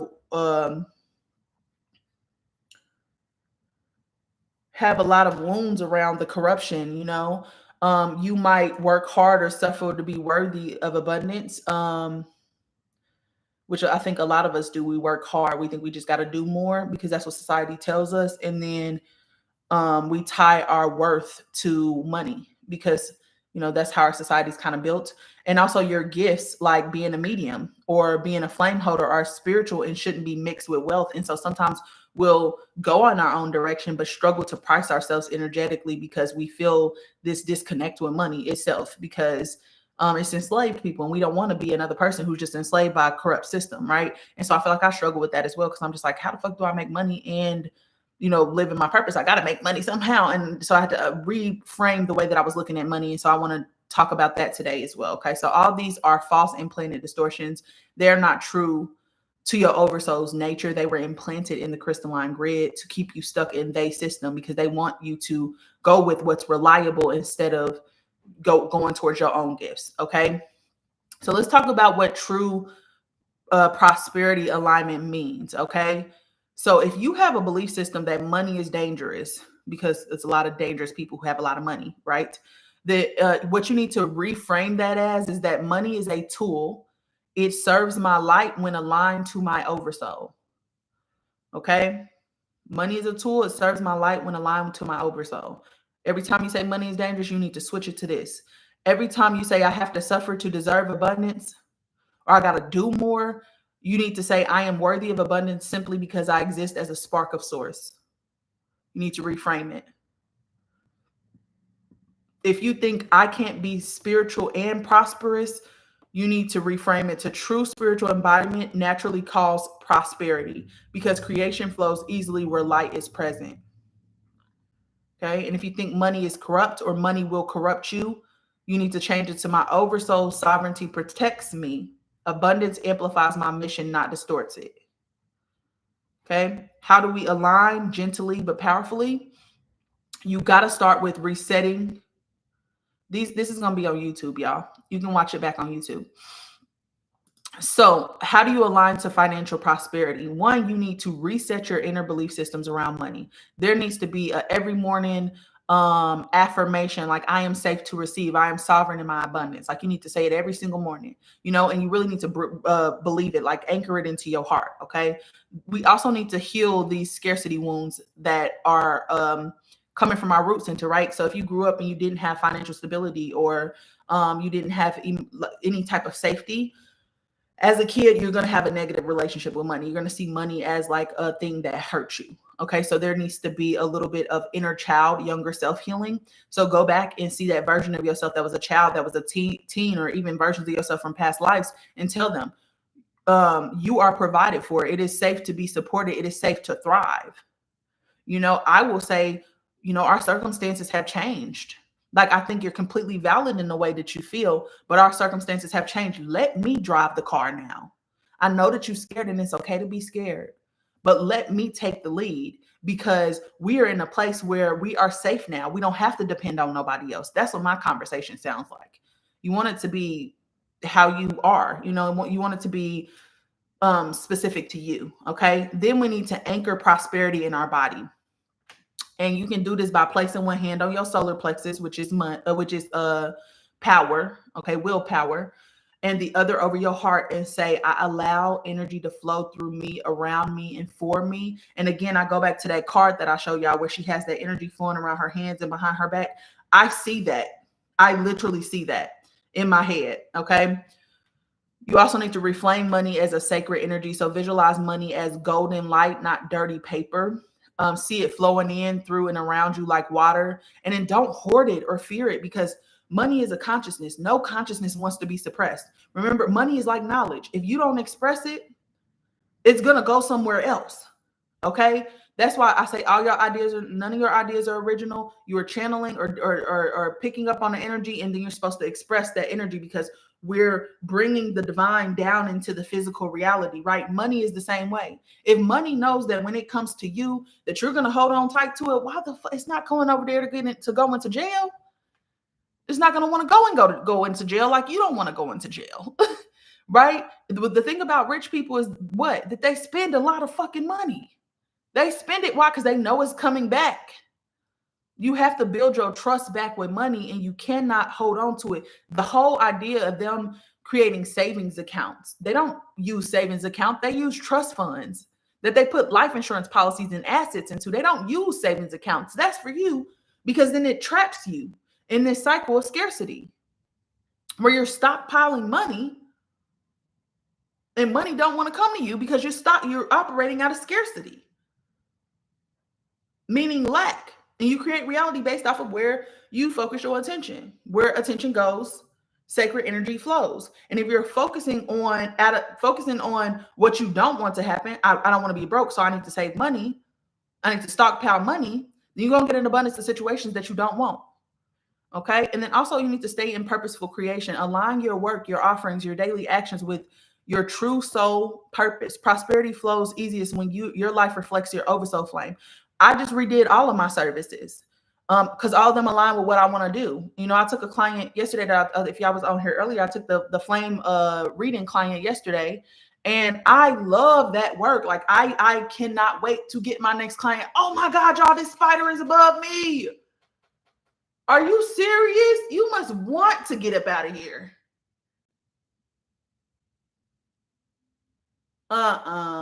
He want to die. It's okay. Call me the Grim Reaper, because if I get up out this chair and your ass ain't moved, your ass is grass. I'm too outdone. All right. Ooh. Aura, I don't know where sis is at. She around her somewhere, but she ain't jumping up. She ain't gonna jump up there. I mean, she should. She been doing a horrible job lately. Her ass just been randomly tearing stuff up. I said, "Are you okay? Like, you've been on destroy mode since you turned 3. She turned 3 August 1st. You've been on do I like what's going on? Do I have to put you in therapy? Have I caused you trauma?" Because sis is not playing. She not fucking around with me. She usually leave me alone. She has the worst attitude. Now she just if I'm on the phone too long, she start attacking me. And I'm like, hold up, sister world, are you okay? What's wrong? I'm not your enemy. But anyways, Aura is my cat. by the way, y'all. She's in her toddler stage, her terrible threes. So when it comes to money, you're not asking for something outside of yourself, okay? You're remembering the natural right to prosperity coded in your oversoul design, meaning abundance is guaranteed for you. You need to move like abundance is guaranteed for you and understand, because you've been living in this programming. It takes a second for you to tip the scale. So you got to trust, bitch.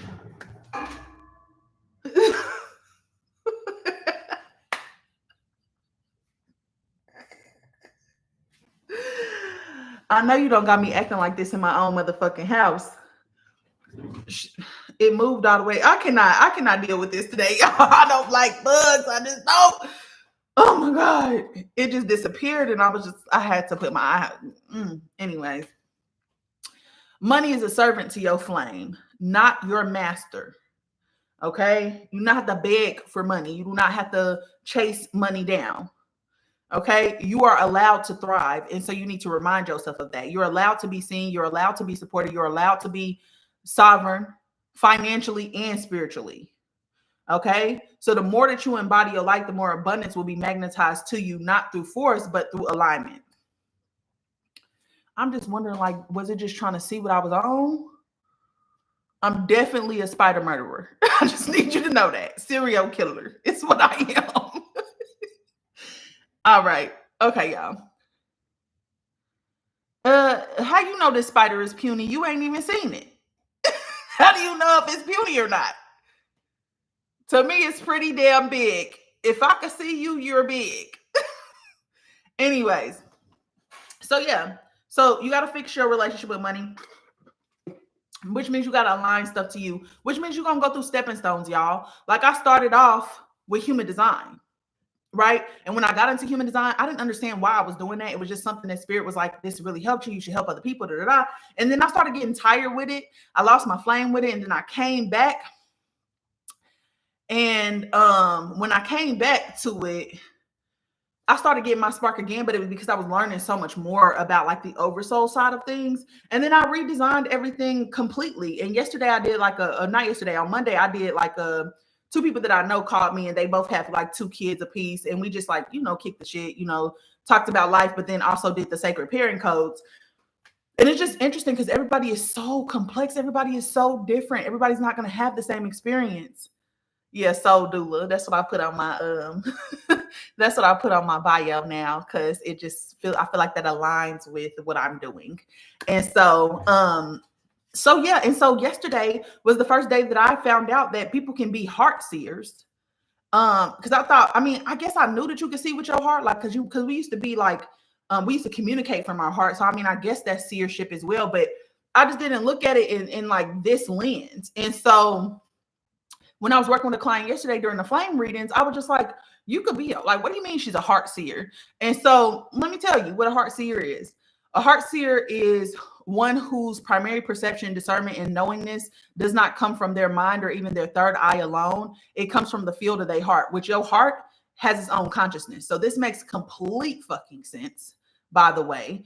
So where most intuitives and psychics work through vision, hearing, and mental coding, a heart seer sees truth through the emotional energetic signature of a person, a place, a timeline, or a choice, can read unspoken resonances.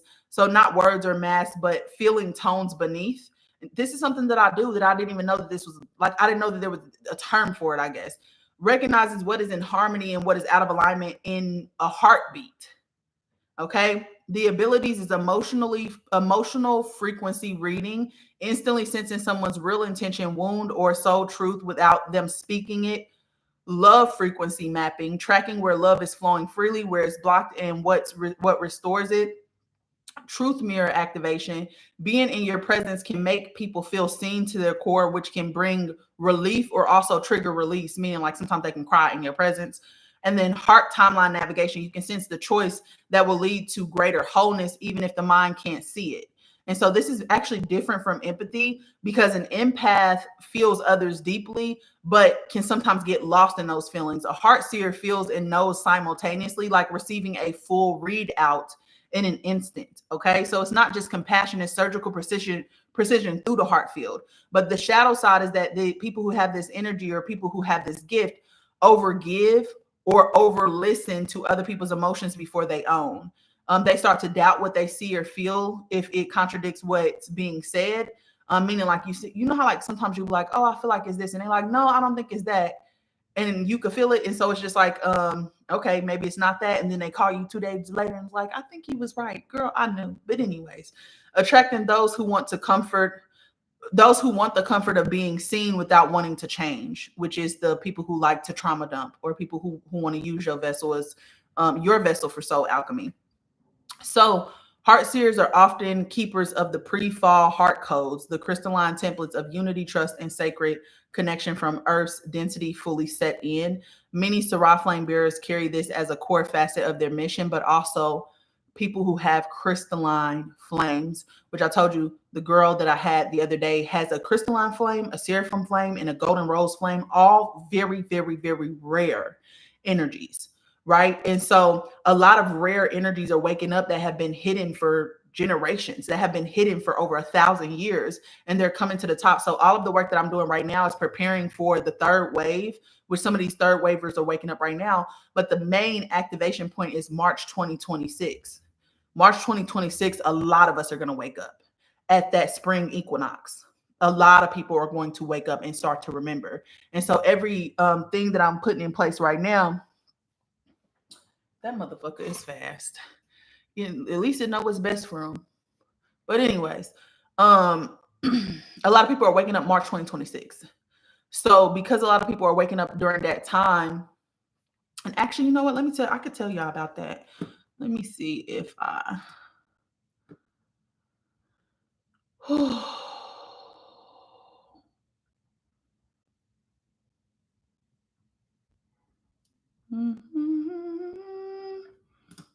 I don't remember if I did this for.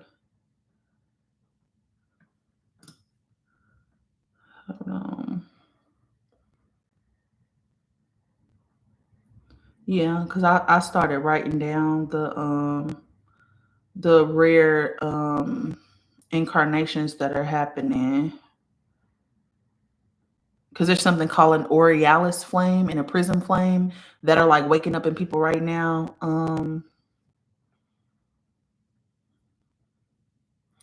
Damn, we might do that. We might do that in a whole episode next time. But anyways, the third wave is coming March 2023. Up 2023 is crazy. March 2026. And so like a lot of people are waking up. So everything that I'm doing right now and the services that I'm offering are getting set up for that specific thing. When people start to wake up and they don't necessarily know what to do. So I'm like planting seeds right now so that when people wake up, they at least have a place to go, you know? And so like the Oversoul Codex is a part of that because this helps you on your path back to remembering yourself. And I made it specific to that journey. It cosplays as a tarot deck, but it's not. And it looks like us because who but us, you know? And so I created this to help people on their path to remembrance so they don't have to go outside of themselves. And I put rituals and stuff. So if you go on my website with the tarot descriptions, there's rituals that you can do at home, things that you can do to keep this energy in-house, because not everybody who's spiritual has good intentions. And as somebody who went through a lot of different services, paid $500, $600 for some bullshit, I just be trying to help a sister out, you know, save y'all some money.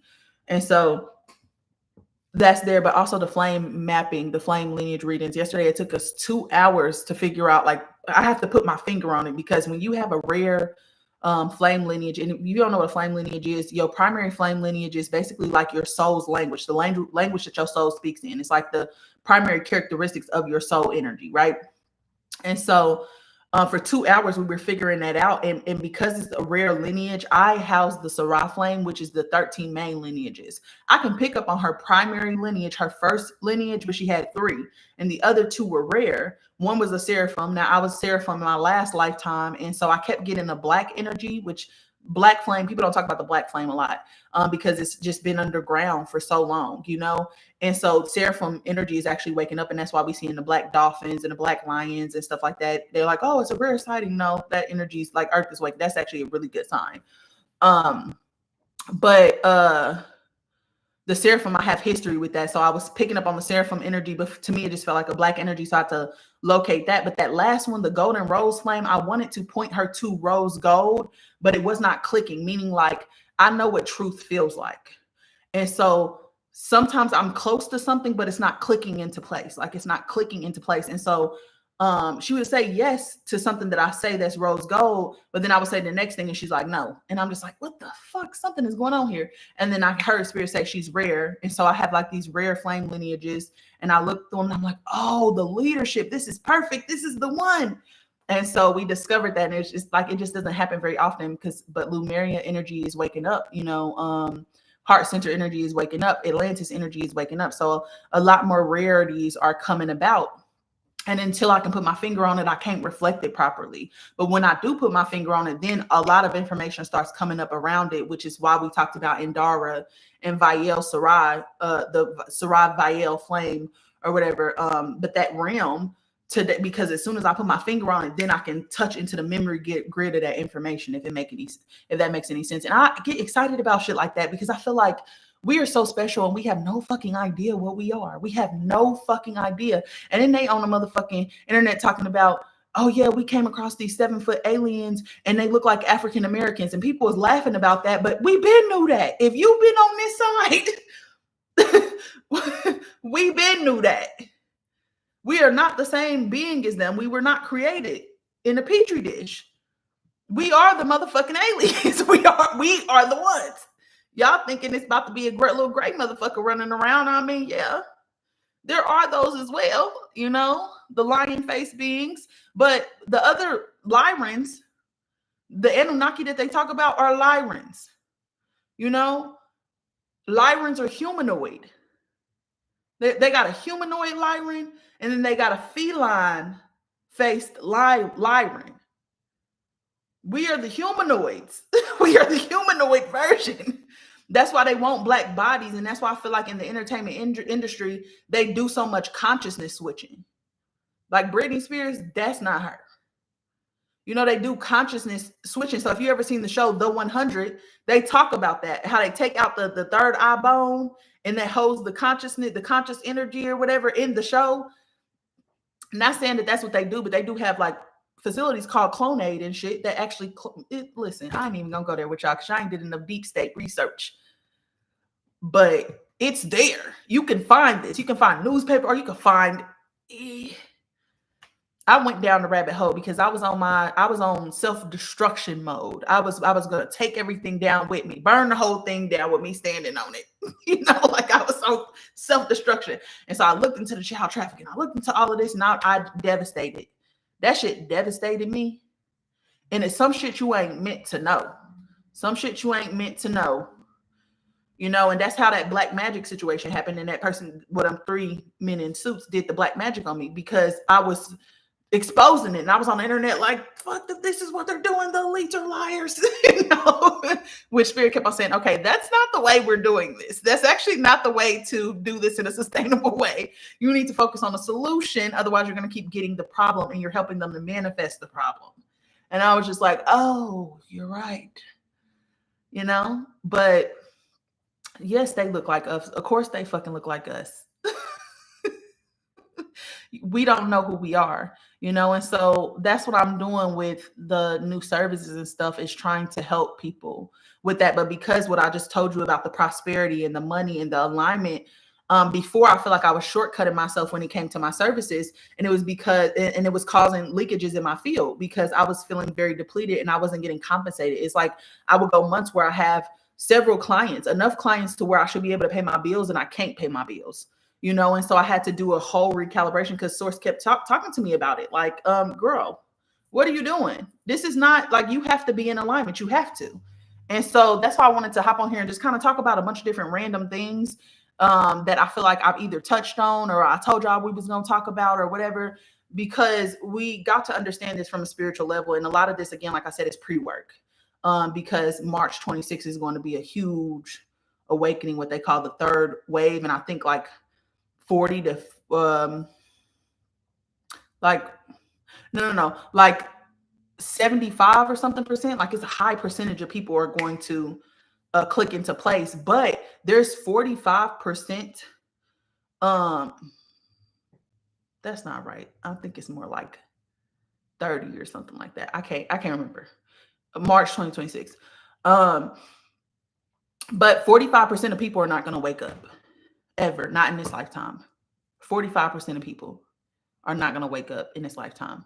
And so you got to get comfortable with leaving those people behind who refuse to do the work or want to stay in these control and distortion loops, because there's going to be a great deal of people who who are not going to move. And that kind of sucks to have like that level of detachment, because 45% is a huge number. Yeah, it is. But it is what it is. I think like when I think of like certain family members, and it's like even having conversations with them, like there's certain family members where, because I've always been like this, I can't be nobody else. It's just, I'm just this person. And so like when I'm talking to like people that's close to me, like my brother or my little cousins, those, I see them waking up. I literally, and I'm so fucking proud, because I've been trying my whole life, like, please listen to me. But then I got a cousin in that group who's not at all. And it's, not at all, because he kind of felt into the distortion, And then when I look at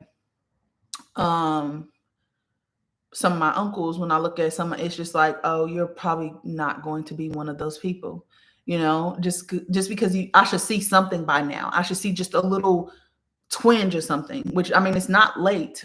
It's not too late, because once you tap into that frequency, at any point they could decide to wake up. They just can't. Once you start moving in that direction, you can't come backwards. But it's hard. That's the hard part of the journey, is having to watch the people around you suffer, or having to watch the people around you continue to choose things for themselves that are not getting them where they deserve to be or where they want to be. Well, I got to get more comfortable not being able to awaken people, or I'm going to just be pulling my hair out. Yeah, because what you're doing is putting yourself out of alignment every time you do that, because you didn't come here to play savior. You came here to be a steward, and a steward witnesses without absorbing. But if you're trying to get them to wake up, you're trying to get them to see, then you're not stewarding, you're savior. You're trying to be a savior. And so you're depleting your own energy trying to wake theirs up. And that negates what you're trying to do anyways, and as a person who spent my whole life doing that, like trying to get people to see my way, trying to get people to understand, trying to save people from themselves. And today, ready to do the work, it ain't shit you can do.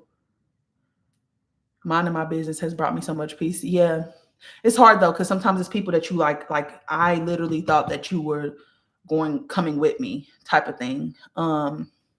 But what's crazy is a lot of people, when I stopped trying to save them, that's when they got their shit together. Like literally the moment I stopped, and then that pisses me off, because I'm just like, well, damn, bitch. Like, I've been telling you for like 30 years, and now you want to fucking get it?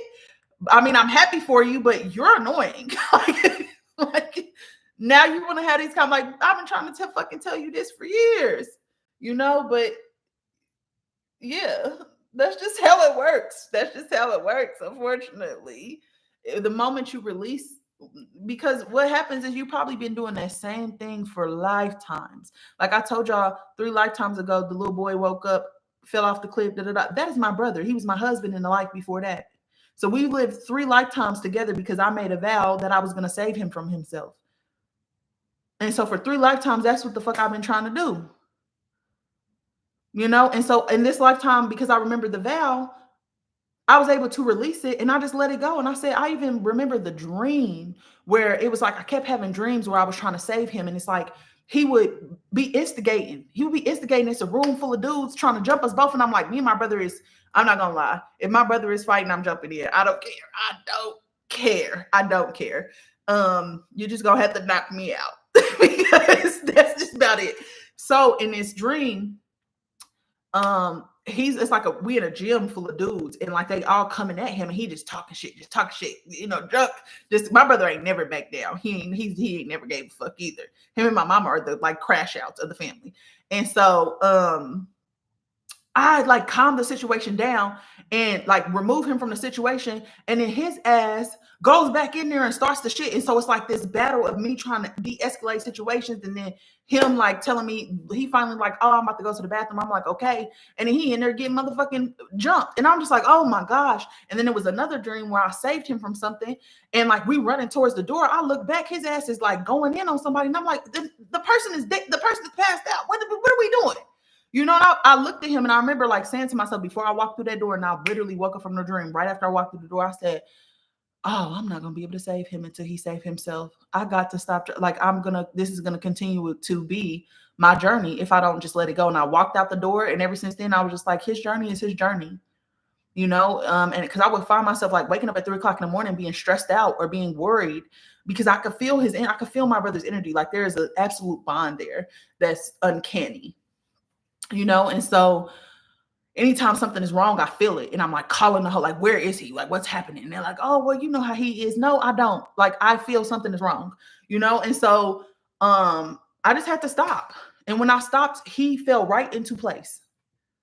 Everything that I have been telling him for years to do, he's already doing it naturally, you know? And so I just had to, sometimes you just have to choose different. And then you open up a different timeline, because then that is, again, you focusing on what you don't want instead of what you do want. And so I let up off of him. I went in my own direction, and then he just started going in his own direction. He done enrolled in school. He done did all kind of stuff. And I'm just like, yeah, period. Whatever you got to do. You know, so you just got to trust that other people know what they doing with their own life. Because it was never yours to color or decorate anyways. It's theirs. You know, and you do the same thing to them that your parents do to you. It's try to tell them how to live their life, try to tell them how to be, try to tell them how to exist. And you don't even know what their mission is. You don't even know what they're here to do. You know? And so that's a repeated cycle too. So I don't know. I had to just start looking at life differently and realize it's not my job to save nobody, and I can't save nobody until they're ready to save themselves, because then they're just going to drown both of our ass. And I ain't trying to be drowned. I don't work too motherfucking hard to be in that damn water with you, with swimming around with the sharks. I'd rather be on this boat, you know? And so yeah. So yeah, check out the new services, y'all. I've been posting these episodes on my podcast. If you like the podcast version better, that is available on my podcast. Or I've been dropping them every Wednesday like normal. So that's available there. But yeah, check out the new services, y'all. If you do them on live, you'll get them for a cheaper price. Those are called the Mirror Live readings. Because people need to witness, you know, and I actually love doing the flame mapping. Like, it's so interesting. It's a 2-hour session, and we just are figuring out like what your energy is here to do. And I can tell you your soul gifts. I can tell you your shadow aspects. I can tell you what energy you carry. Like, again, the one I did the other day was so exciting. Like, I just was like, damn, this is the shit I've been waiting for. And I was so afraid to do these flame lineage readings, y'all, because I suffer with inadequacy, because I came from really nothing. Like, I came from nothing. And so I struggle with that. Why me? Why me? Or struggle to feel like I'm going to get things wrong, because that's how my rose gold energy appears. It's like, not even that, but the fucking black energy. The rose violet energy. I'm sorry. My rose violet energy appears like that. And so I struggle with that. I just move forward when I'm scared. Like, I just don't stop. I don't let it be the deterring factor for me. But it's still very much still there, you know, when I'm doing that, and I'm like, oh my God, I'm so scared to do this. Like, I don't know, like, what if I get it wrong? And then I get on live and it goes great, or I get in a session and it goes great, you know? So I don't know. Even if you're scared, do the thing. It's still at this big age, I get scared. Are you doing readings today? How much are they? I don't see it on your bio. I'm not doing readings today. For you talking about like when I get on live and do readings, no. I usually only do that on Tuesday and Thursday. But so yeah, so those readings will take place on Tuesday or Thursday. But no, if you go to my website, www.bigtajj.com. That's in my bio. And then where it say book a service underneath the photo of me, click on that. And it's the flame readings, the flame lineage readings. But if you want to do it on live, it's the mirror flame live readings. but yeah, I have a bunch of different services. I got oversoul embodiment strategies. I have oversoul design readings. I have sacred parent code readings, which allows you to, it's kind of like the mommy and me, which is tier one, but the other one, tier two, is going really deep into your child specific energy, which is something new because I wasn't doing that before. I was only doing, just an overview of both of y'all's charts, like a mini read, whereas tier two allows you to go deeply into your kids, but it has to be kids under 18. Um, you know, which is child work again. The parent codes is if you want to figure out how to energetically parent your kids. It's the parent code readings. But if you want to look into your own oversoul design and gifts based off of your oversoul frequency, that's the oversoul design readings. And that's different than the flame readings. And the reason being is because like at certain periods of your life, you're going to move through different energy, meaning like you have 3 to 5 being rare, but most people have about 3 flame lineages that are their primary lineage. But then you have secondary lineages and overlays depending on like your family's wounds, depending on past life sacred vows or things like that. But also like things that you're supposed to transmute in this life, like karmic things, right?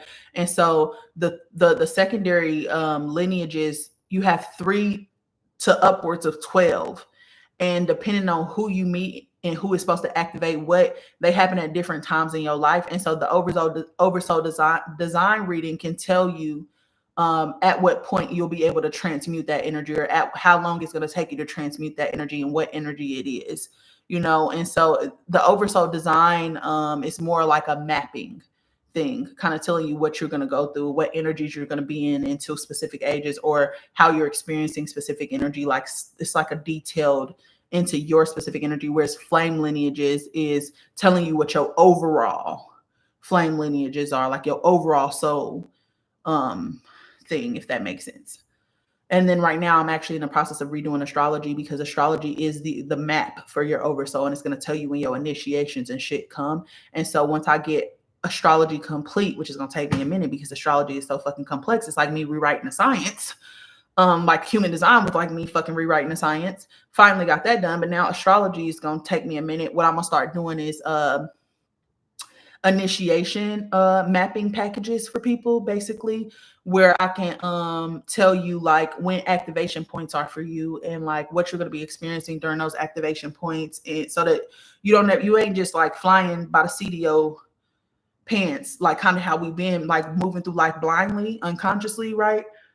If you just knew when the activation points were for yourself or for your kids or for whatever, when they start to experience that intense energy, you can help them navigate it. And so I'm building that out right now. Yeah, that's why I want to do one with you going through a mad transition. Okay. Yeah, and so like if you do so I have three tiers. Tier 1 is just figuring out what the flame lineage is. Tier 2 is decoding your primary and your secondary flame lineages, your sacred vows, and also, so there's a little bit of past life regression in tier 2. And then your soul gifts, your shadow aspects, integration, guided meditations, that type of thing.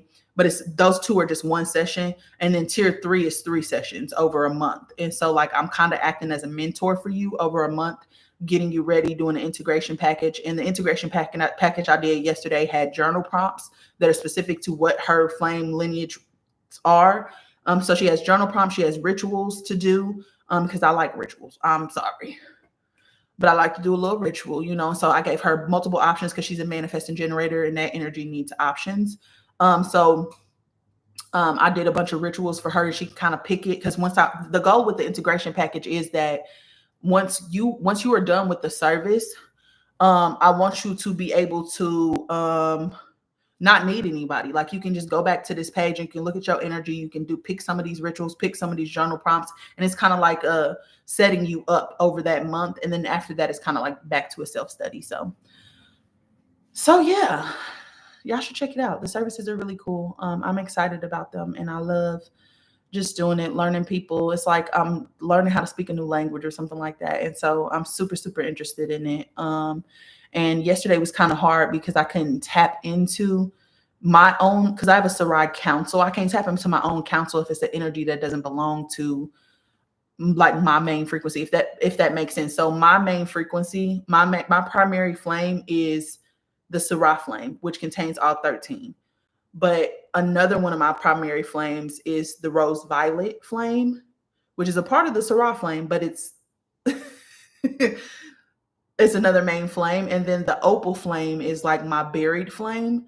And opal is a mirror flame. And so like I have extra double rose violet, which can be intense, which is the, not feeling adequate, not feeling enough, like that type of thing. And then the opal, which is like not wanting to get it wrong because you're mirroring stuff back to people. And so my energy is just very layered. It contains all 13 of the fucking lineages. So I got all 13 of the fucking lineages problems, which is just not fucking okay. But it is what it is, So anyways, I have a client in 30 minutes, so I need to go. And then I got a client right after that. I'm gonna be tad, but I will be on here tomorrow. What's tomorrow? Thursday. I'm probably gonna try to get on here before, like earlier in the day. Tomorrow, because I think I have somebody. What's tomorrow? Thursday? Yeah, I think I have somebody late in the day tomorrow, so I'll probably get on like maybe 2 or 3 o'clock tomorrow. So, and that's 2 would be 4 Central, 5 Eastern, or 5 Central, 6, like that, around that time. If you on my Patreon, like my free chat, I always tell y'all when I'm going live, with the exception of today, because y'all already just be knowing when I'm going live. And sometimes I post it on YouTube as well. So this will be on YouTube as soon as I get off. I love y'all deep. I will talk to y'all tomorrow. I can't wait to book with you. Have a great rest of your day. Oh, thanks, Olga. I can't wait to meet you. All right, y'all. I love y'all. Talk to y'all later.